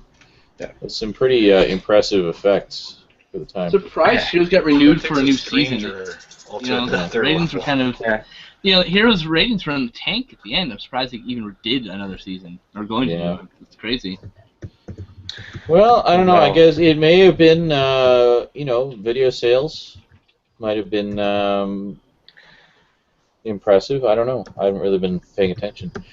I bought the 4 Blu-ray sets on sale for about $15 a piece. So I got like all 4 seasons for basically the price of 1 season a while back. Wife took them. I don't have them anymore. Oh, I actually take them back. I sold them to Alex when I moved because the wife wanted them, and I was like, no. Seems to me there's universally, though, a bad taste in people's mouth about the Heroes thing going south as it went on. For what I've read, I haven't seen it, but I mean, everywhere you look, it's like it started out great and then fell apart. So I don't know if that's. I don't know that it really fell apart, but I mean, it did go off in some strange directions for a while. So did Lost. I mean, but I mean. I mean, it's meant to be like a comic book, like a continuing story, much like the yoke of a comic book. And let's face it, just about every major comic book series we've ever read has gone off in some strange directions from time to time. So I just kind of took it in that. I took it in that vein. It's like, oh, it's going in this direction for now, and they would do it in kind of arcs. Like the first season is one big arc. The second season was a shorter season, so it's a shorter arc. The 3rd season they did as 2 arcs. So like 2 half-season arcs, and then the 4th season was a shorter season again, so they did 1 arc for that. But I just kind of took it as, I just viewed it as a comic book, and how, I'm going to message you on Facebook, Eric. Comic books kind of, go off on tangents that you may or may not like sometimes, but you stick with it, and it eventually gets back on track. And I felt that Heroes kind of went in that way too. There were a few, I wouldn't say it totally derailed, but it did go off in some strange directions in a few areas, but the overall journey I felt was a worthwhile one, and I enjoyed it. So you give it a whirl. I still have to finish the last season. I'm about halfway through it, but I enjoyed. I can see why some people didn't. Kind of lost interest in it after a while. Sure. Oh my God! How's Cram still happening? Sorry. The first season is amazing. Yeah, Mr. Fusion mentions Heroes Season 2 suffered from the writer's strike at the time. Yeah, that's very true. It was a good season. It just was short. On the Blu-rays, they actually did film some stuff for the direction they were going to take Season 2 prior to the writer's strike happening. But they decided to go in a completely different direction to sort of wrap it up in a different way, because they weren't sure, because they knew it was going to be quite a while before season 3 happened, because the season was going to be shorter, so they didn't want to leave things hanging in the way they had originally planned to for that length of time. So they wrap things up in a different way. But it's interesting to look at that particular featurette, because there's about, I don't know, almost an episode's worth of material that they filmed for it going in the other direction. And it's interesting to sort of see and think of how it might have gone. And they have quite a few interviews, bookending it, talking about what they had planned out for it. And it's interesting to see. You get a lot of insight into the creative process with that. Well, it's funny because I'm actually going to a preview of next week's little screenplay date. I'm going to talk about television and what is it now, because you can't say it's television because most people are watching it on various devices. I mean, people who are into for storytelling, it's no longer even like a self-contained 1 hour. People are looking at like novels now, where it's like it's chapters. And it's changing, it's altering. It's very true. Yeah, it used to be a lot more episodic. There were a few shows out there that would do more serialized, or as I like to call them, long-form stories. Sure. Right. Yeah. But those didn't always do particularly, unless it was something where people expected that going in, like it was one of the nighttime soap operas or whatever, where they expected it to be a continuing story. But most shows, while they might have continuing elements or recurring elements over the course of it, or like an arc of some kind, it was much more loose. It was much more episodic. You didn't have to catch every episode. But nowadays, it's much more like a lot of the more popular shows are very tightly, very heavily serialized, where you have every episode. Right. But I think the other thing is, as you're saying, like it's the landscape has changed very much. So it's not so much that you're stuck having to adhere to a preset schedule of viewing based on when it's on. You can record it on your PVR. You can binge watch on Netflix. You can buy the DVDs or Blu-rays when they come out and watch those at your leisure. And you never have to worry about missing an episode. So, I think the environment now is a lot more conducive to serialized stories, because it's a lot easier to keep up to date.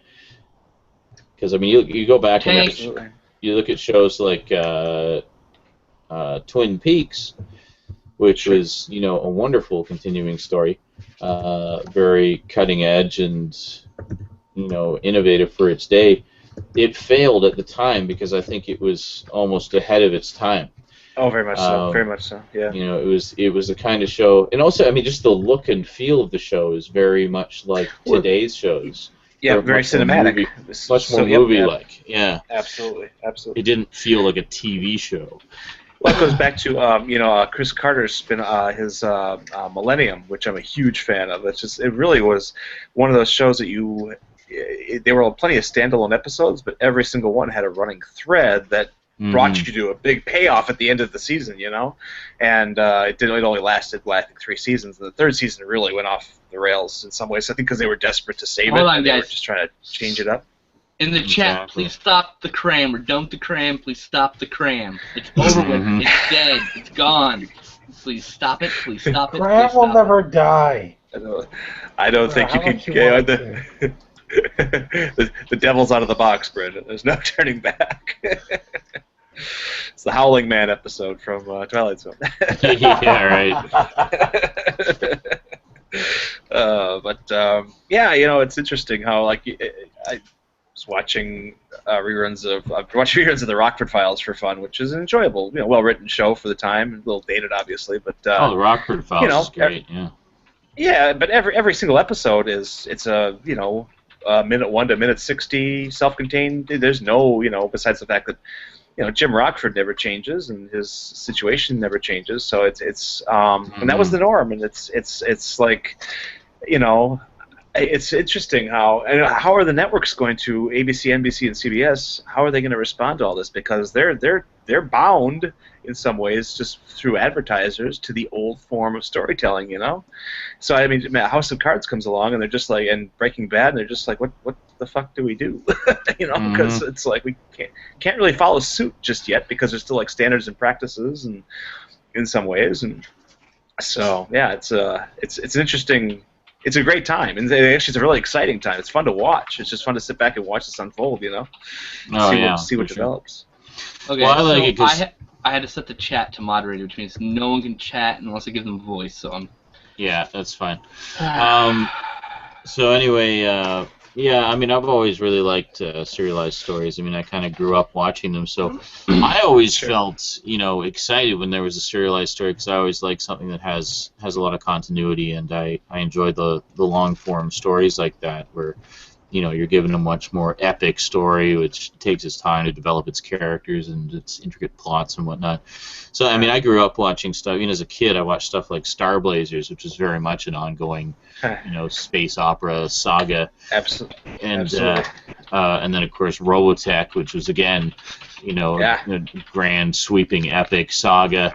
And then as I got older... That was so eye-opening. So eye-opening when it came out along. I was like 13 or 14, and I was just so ready for something like that, For sure, yeah. Well, and it was the only cartoon on really at the time that didn't shy away from having on-screen character deaths, like actual main characters dying over the course of it, and really shocked. I mean, it's this. This action-adventure sci-fi series of giant robots and aliens and stuff, but at the same time, it also showed the effects of war and the horrors of war and the impact on just people trying to live their lives and survive and stuff like that. And it was it was great stuff, very very heavy. It was. At the time. It was on. I remember our independent station out of Green Bay. They tried to bury it because they must have known what they had in their hands. They put it on at like 2:30, like before kids got home from school. Yeah. So it's a cartoon that's on for kids, but as long as they're not home, it's okay. We can put it on when school is still in session. So, but I had a VCR, so there's nothing they could do about me. But set the timer. But exactly. It was. So here's a nifty thing that we can do that we can't do in live stream. When we get a troll that keeps bringing himself in, you just moderate the chat. No one can talk unless I give them a voice. So is there anybody here on the usual list that you recognize that I should give a voice that you want to hear comments from? Otherwise, they don't get to make any comments. Because I'm moderating the chat. She-Hulk. She-Hulk is a regular. All right. Yeah. I don't know everybody, so that's why I don't actually know everybody. It's hard to say. I apologize to anybody who's here who's legitimately want to comment. This troll is causing this, so I basically silenced everyone in the chat except for those who I can voice to. And that's how we have to do it here. I noticed quite a string of... I just checked over on the YouTube page, and there was quite a string of comments there, too, so I just blocked all of those. Oh, really? Wow. Yeah. Same ones, probably I'm started sure. over there. Yeah. And they realized they weren't being seen, so they came over here. Yep. And now they're still not being seen. Now they're not being seen at all. Now they definitely won't be seen. Yep. He can make 8 million usernames, doesn't matter. Yeah, none of them will have a voice. Yeah. I miss having trolls come into the room. You miss that? No. Well, yeah. If you attract trolls, that just means you're doing something. Means you're doing something right. That's all. Well, yeah, exactly. Look, the reality is because we're using an embedded IRC and not from a website called Kiwi, it doesn't give you unique IP to each person. It gives them the Kiwi IP, which means I can't ban them. Yeah, gotcha. So instead, I just silence the room and give people, voice. And that's it. That's all I can do right now. Eventually, we're going to get our own IRC embed, so it rigs some unique IP address, so I can start banning people. But that's fine. It's just the reality of it. Yes. Mm-hmm. Anyhow, I got the crams to stop, too, thankfully. Jesus Christ. But I was going to say also another one that kind of pushed the envelope that way, and I think... was kind of at the cusp of when TV was starting to be ready for that. Still wasn't quite there yet. And they had to fight a bit to keep it going, but was Babylon 5. Oh, yeah, absolutely. Did you watch Babylon 5? It is not as much as I wanted to, that's for sure. Oh, you need to watch Babylon 5. I know. I think the first season, probably all of that, and that's about it. So. Oh my God, you're missing so much amazing stuff. Way behind. I know. I'm a huge Harlan Ellison fan too, so you'd think I should be on top of that, of course. But, he was a consultant on the show, and was pretty heavily involved with it. But it was very much still Michael Straczynski's baby. But the thing is, the thing that's interesting about that is talking about television and not just the long form storytelling, which that most definitely was. But it did it in a pretty accessible way because you could miss an episode here and there, but there's still very much a continuing story. Like every episode is important in even some small way to the overall story. Sure. Like, things are irrevocably changed in some way at the end of every episode. But the way Straczynski described it was he structured it like a novel. So like each season, or say a series of novels, like each season is a book, and each episode is a chapter, and that's basically the way it was done. But the other thing was, if you want to get into sort of the creative process, he originally had a plan, like a 5-year story arc for the series that he had worked out. But over the course of it, things changed. Like certain actors decided they didn't want to do it anymore, or couldn't due to personal reasons or medical reasons, whatever. So he had to change things. He had to mix things up as he went, sort of think on the fly, while still trying to stay true to this original vision that he had for the whole saga. So there's a lot of changes made along the way, and he said after the fact, like in some ways, the changes that I ended up having to make just because of the just life getting in the way and the realities of television production getting in the way, turned out to be for the better, because in a lot of ways they turned out better in that way. Well, absolutely. I mean, these things are things, Yeah. These are living, these ideas and these scripts and all that. I mean, they're living things, and you have to treat them as such, because if you try to compartmentalize them, they will not be held. They'll burst out anyway. No. So it's like Well, and that's what he was saying. Is like I had this grand plan, but there was just no way it could be maintained for 5 years. Sure. Just through with reality intruding. But one must assume that perhaps that's the same thing that happened on Lost and maybe the Ronald Moore Battlestar Galactica series, where a lot of fans were extremely put off by the final episodes, the final seasons or whatever. Which again, it's like, what do you do? I mean, how do you sate a rabid fan base that wants things to end a certain way or has certain preconceived notions about how it's supposed to end? So see, the Battlestar Galactica one is one I still need to see. I've only ever seen the original 70 series. It's so which good. I love. It's great. The original. And I actually was, I was very, I was kind of a jerk about the whole thing when I thought I'm just not going to watch it. And I said I was just very put off by the idea of them remaking it, because I was such a fan of the 70s series. My wife of all people said, "Why aren't you watching this? This is brilliant." I said, "I will not." Well, she brought me into the fold, and of course, it was. She was right. It was brilliant, and I agreed with her because she's my wife. So No, that's kind of that was my take on it too. I was like, "Fuck the remake! Why was so sick of all these remakes? Like, how dare they touch Battlestar Galactica?" Right. Oh my God, I want that shirt, Justin. Because for a very long time they were actually just talking about bringing it back, but as a continuation of the old series. Richard Hatch, the original Apollo, was trying to do that. That's right. He wrote some novels too, I guess, like 5 novels. He wrote some novels. He also did a sort of a proof of concept short film. Yeah, with that's right. He was in it, and he had John Colicos came back as Baltar. It was actually one of the last things John Colicos did before he passed away. Sure. And and they got I've seen the actual short film. It's only available as very handheld camera bootleg. Sure. But you can tell just from that. I mean, there was a hell of a lot of work put into it, and it was actually quite well done, and it would have been pretty impressive. But they have done other things, like they have done other follow-ups to the original series. Like, there's the novels, there's the comics. There was a video game actually that came out around the same time as the Revival series that was based on the original series, not on the Revival series. Oh, nice. Okay. So there's been other stuff. And I thought there was something else in the works, like now, that was going to be directly related to the old series as well. I can't remember what it was, though. Oh, really? Huh. But well, you know, it's funny watching the Ronald Moore Galactica series.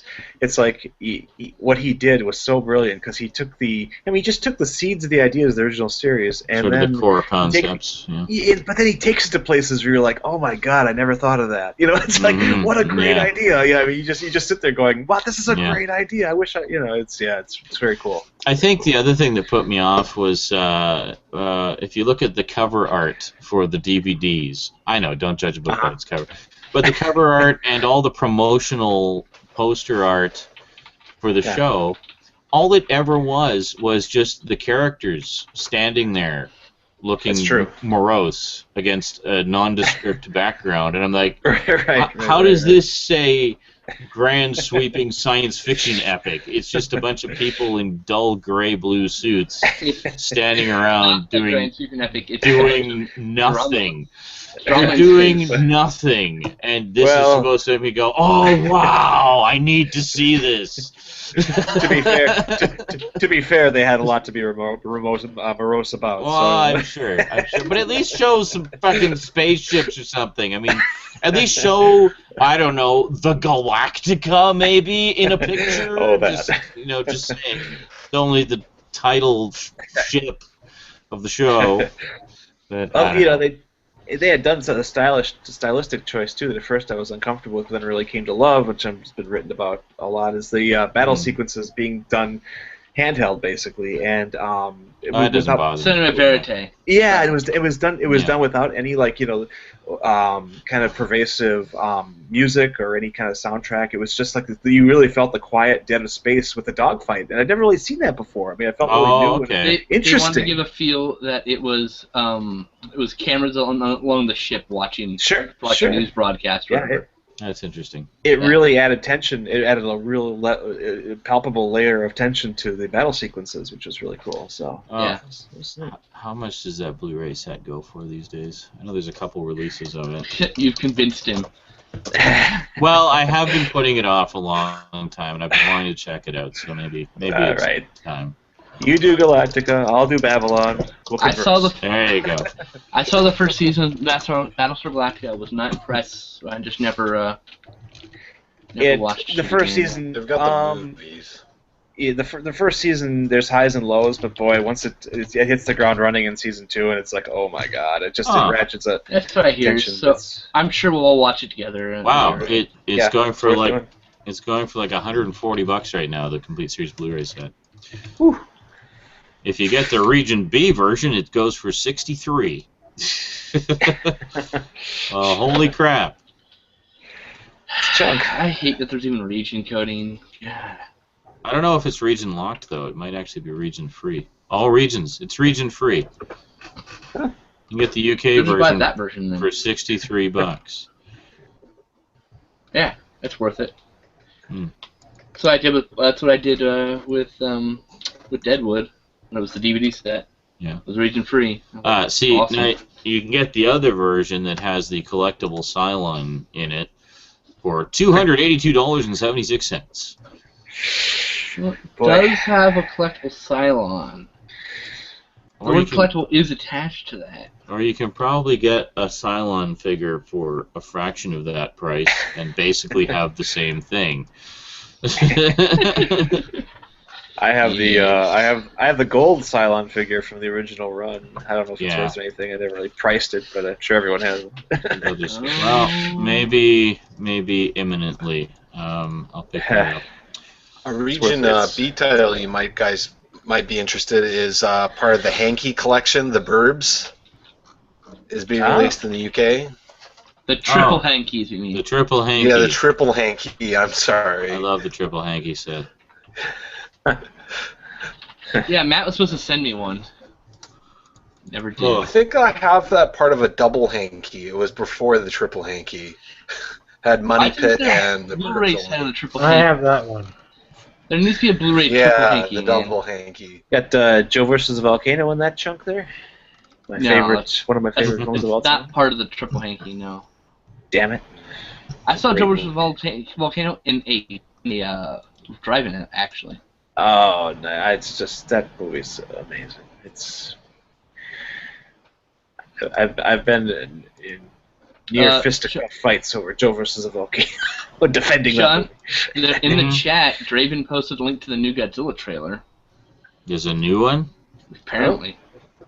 Another new one? Pendulum Apparently. is also getting released. It's an I international just trailer, watched too. it. And is it new?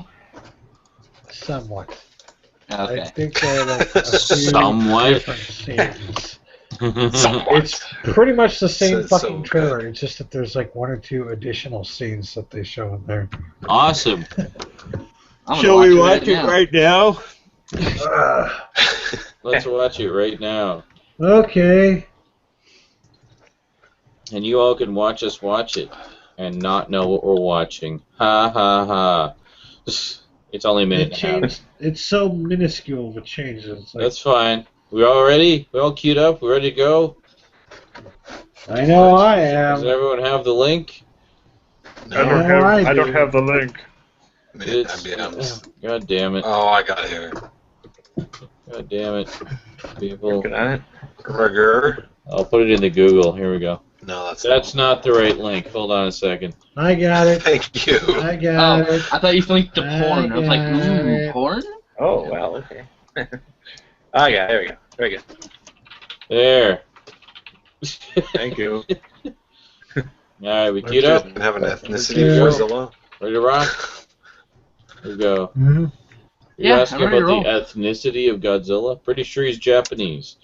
No, if it was a porn one, it would be something Zilla. Anyways. Dongzilla? Dongzilla exists. Yeah. Okay. Okay. It's a little scary. Alright. Here we go. 3, 2, 1, play.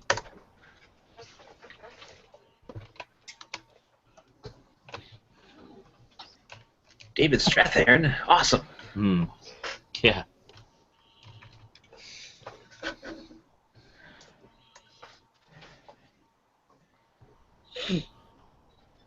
Oh, God.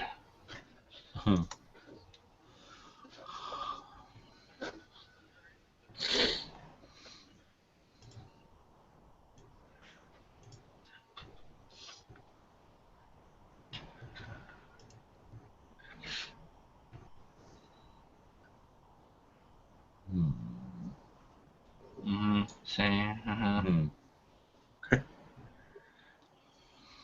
Oh, that's new. Well, the vast majority of it's been new so far.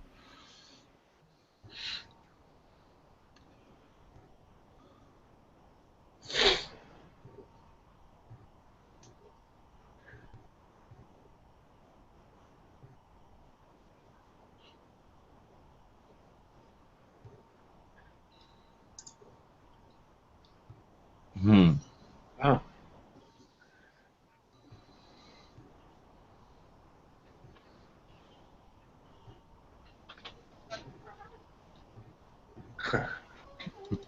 I guess it makes it more scary if you can't see what the full size. I was going to say that's. Well, I mean, obviously they're keeping that kind of.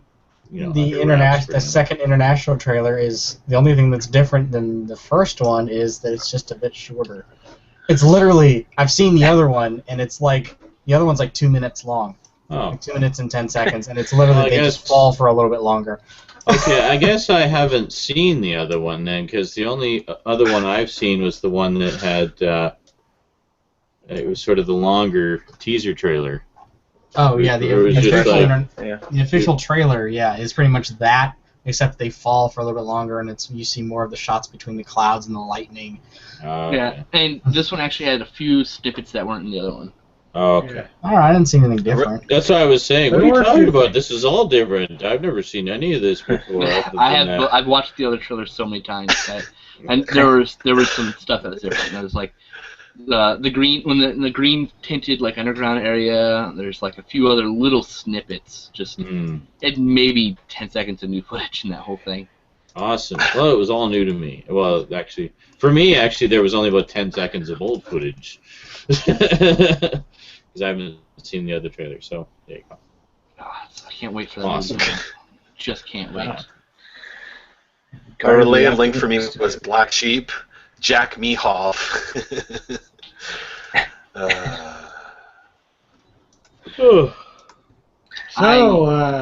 Teenage Mutant Ninja Turtles trailer. Anytime now. Paramount. Considering, doesn't that come out in like 3 months? Less than that. No, it's in August. No, I thought it was supposed to come out first half of this year. Okay. They pushed it back to August.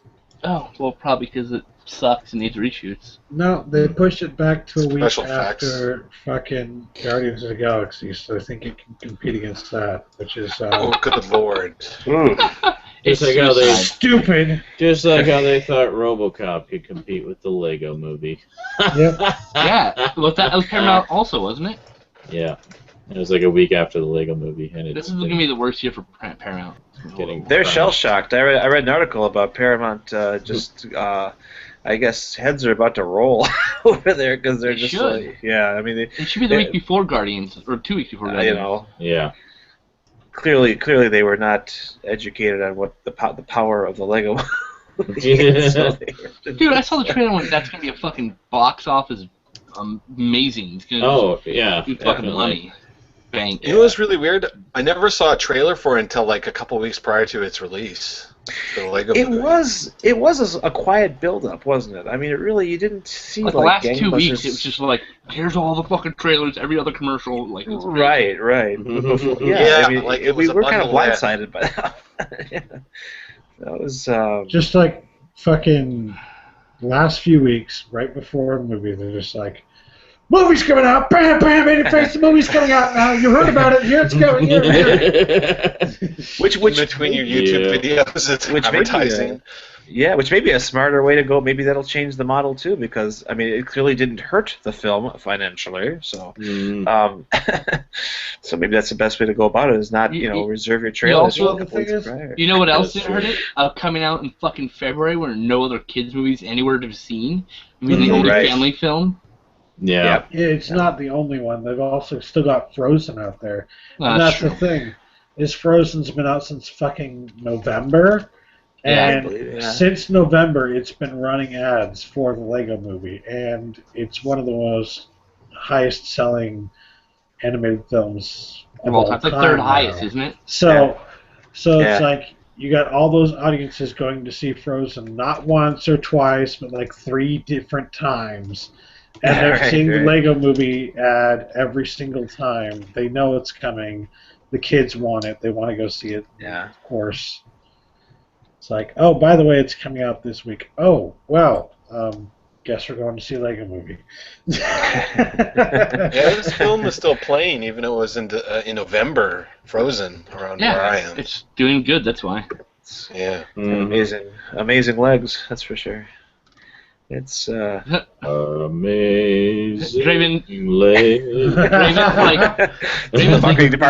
marketing department sings that. They join hands. Apparently, Man of Steel 2 is going up against Guardians 2 and X-Men Apocalypse. But I mean, come on, you can't even. That's like 2 years out. Nobody can even just gauge that shit. Oh, they're already planning X-Men Apocalypse. That's been That's been playing that for a while, actually. Oh. No, Brandon. They got the studios have like the next 5. They're like 5 summers ahead usually. That's dumb. That's it is stupid, dumb. Yeah. It is not a good way to do business. But don't count your eggs till they hatch. Yeah. It's crazy. Man of Steel did well enough to make a second film. Well, the thing is, it made money. Be aware of what your competition is doing and schedule accordingly. Yeah. It's really not that hard. I mean, a lot of these movies that succeed or fail is based largely on what they're up against when they're released. Yep. There's a reason that Escape from Planet Earth, a movie that very few people knew anything about, did so well last year because they put it out in February and there was literally nothing up against it. Yeah. Comedy and romance films seem to be able to shoot in like the year prior and be released the next year pretty quickly. Yeah. They don't need a lot of special effects. That's true. Absolutely. Well, yeah, much lower not that they production give enough time for requirements. special effects or anything, but Yeah. Just to give you an idea of how much money Frozen has made, worldwide, it's close to going over $1 billion. Oh my Wow. God. It's awesome. It's like the third. Isn't the third highest like Disney movie of all time or whatever? I thought I read that. What's Lego up to now? It's 159 million and an expected weekend of 30 million. So that'll be like 190 million by the end of the weekend. That's funny is they said it was going to be like 40 million last week and did it 50 million. So I think it's going to do another 40 million this week and it's going to be over 200 million. Is that international or just U.S. and Canada? That's just U.S. and Canada. It's just U.S. Yeah. Oh, wow. Yeah. I heard the writer of Frozen on a podcast a few months ago, and she not even that, no, it was actually a month ago, and she, that movie was actually languishing and in trouble when they brought her in, and she actually was coming off of Wreck-It Ralph, and they brought her in, and she kind of just readjusted the whole thing, and in fact, Uncle Walt himself was intending to do the Snow Princess during his tenure, and it just didn't come together. So this has been a holdover forever. It's funny how it just, Well, you can see the aspects of it that are clearly Disney trying to get their fucking grubby little hands in there, like, well, we need a cute little snowman in here. But it's like, beyond that, there's... Yeah. Like, it's clear that the writing eventually shone through, and it was just absolutely. That's got to be obviously a Lasseter's, Pixar model of doing business and storytelling. It's so by committee, and everything is bounced around the room for years. I mean, it's like it's so by committee, stupid, just fucking stupid. Just it's give stupid. a goddamn writer a chance. Unless, but you have to look at the Pixar thing, and I mean, they try things out for so long to see what sticks. And now one could obviously argue that the Pixar model might be crumbling a little bit, but I guess it's too early to tell if they're in trouble or if it's because Lasseter's across the street at Disney now, or it's hard to say how that's going to shake out. But definitely interesting. Yes. Well, it wasn't all the films up to. Was it Cars? Were all done at like a meeting between executives it's in not a coffee shop? It's a writer's room. Toy Story 3 is one of the first time they brought in. Actually, Toy Story 3 is attributed only to one writer. That's Michael Arndt, who did Little Miss Sunshine. So here's the thing. Sorry, just 1 second. I was being asked, what's that thing in the corner beside fucking... Sorry, I'm a circle. I need to be able to see what I'm pointing at here. Okay, there we go. So that thing in the corner behind my lamp, I'm guessing you're talking about that? That is my keyboard rack. I moved it there just because there's really no room for it here, and then next to it you can see some of my keyboards. And there's my Captain Power toys, there's my X-Files DVDs, there's a stack of Kung Fu movies I don't have any shelf space for. There's my send them over. There's my ColecoVision. There's my trunk full of laser discs. Hey, Starcoms. And does your ColecoVision work? So yeah, it does. Nice. So are those Starcoms in the box? Written by committee is not referring to a group of writers. It's referring to the fucking all the executives who put their nose in. That's Captain Power. Right. So if a group of writers get together and write, that's fine. It's a problem when the fucking we want more romance, we want more comedy. It's too funny. Bring down the comedy. Like what the fuck you? You're not a writer. It's fuck. You're right. They're bringing in corporate sensibilities into a creative situation. Suits. Yeah, exactly. Yeah, and that's a problem. That's a huge problem. Can't we have a female protagonist? Many producers. Yeah. Oh, we can't have a movie with all Japanese people. We have to have Keanu Reeves as a white guy in it so that everyone can connect to him. Like you have no idea what you're fucking talking about. Yeah. And that's why anime works, because there's a bunch of white people in anime. Fuck. Yeah. On the DVD release, can you use your toys on Captain Power? Yes, provided you have an interlaced display. I had one of these damn things. It relies on basically having interlace. Well, it's a light sensor. But the targets flash, but the flashing only works on an interlaced display. So if it's a deinterlaced display or a progressive display, it won't work. Unless it has an interlaced mode, which some TVs do. Yep. Okay. So, yeah, but it absolutely has to be. But it will definitely work. It will definitely work because the DVDs are interlaced, and they are taken straight off the source masters, so like the original masters. That's pretty fucking awesome. Yeah. You know, there's actually a remake, like a reboot of Captain Power in the works right now, called Phoenix Rising. And it's being headed up by Judith and Garfield Reeves-Stevens, who have written a lot of Star Trek novels and some other sci-fi stuff. Yeah. They wrote Phantom 2040, which is a really good animated series in the mid-90s. Yes, absolutely. I got the comic books for that. I got like the first 5 issues of comic books. Well, they're the husband and wife team that's been put in charge of doing the Captain Power reboots. So basically, they're going to do it as not marketing it towards kids. They're going to do it as a straight-up post-apocalyptic, dark-as-hell sci-fi series, the way it was always intended to be. And as an hour long instead of a half hour long, so more time for development and stuff. And so boy, this is such a great time. This is such a great time to be us, Yeah. So I'm hoping it seems like it's still going ahead. I mean, it's progressing slowly. It's not going to be this season. It might be next season, like 2015, that we finally see the pilot, or possibly a full season. I don't know, but it's in the works right now and has been for about a year now. So. Fingers crossed. Oh, and they're bringing back Tim Dunnigan, who was Captain Power in the original, as mentor. So he will actually be the new Captain Power's father in the new version. Which I thought was pretty cool. That's awesome. Yeah. Well, cats, it's 2:30 Wisconsin time, and that. Yeah, I decided to call it a night, gang. We're 30 minutes over time anyway. So. Yep. We had a good run, 3.5 hours. Good. Good length of time for the InSaNiTy, the CRAM-fest. We spent an hour of that time on cram material. My God, good Lord. Besides, I hear the little one coughing up her lungs over there, so I gotta go check on her. So. Breathing cats like cram. Yeah. Cram. Time for some more drugs. Oversleep. Alrighty. Any last words, everybody? Heavy breathing cat.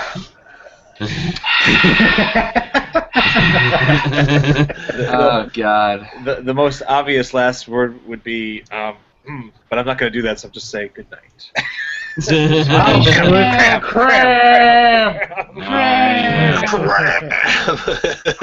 Creamus. I don't know if anyone heard my fart, but I farted. Hope you all enjoyed it. Alrighty. Maybe they heard you in the live stream. Have a wonderful week, everyone. I'm going to try to get some updates done. I've got a stack of DVDs and Blu-rays over there that need to be updated. If you frequent the Facebook page, you'll know what some of those are. There's more coming in the mail. I've got about 30 packages coming in the mail right now, so looking forward to all of them. Yeah, I went a little crazy.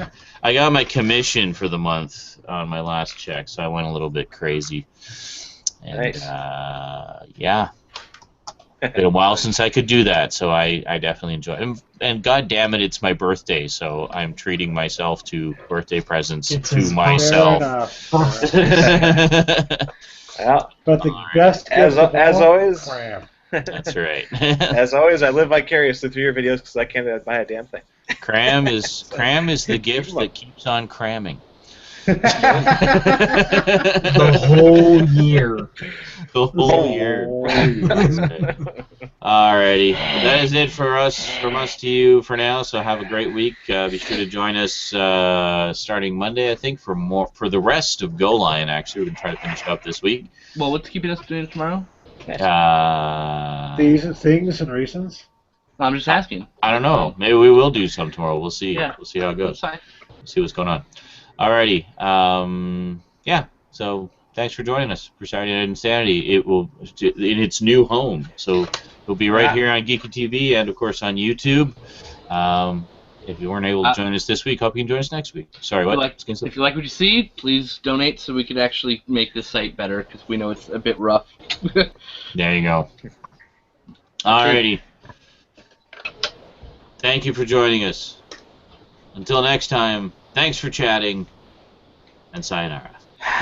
Penis. I like Cram. Thanks for the Penis.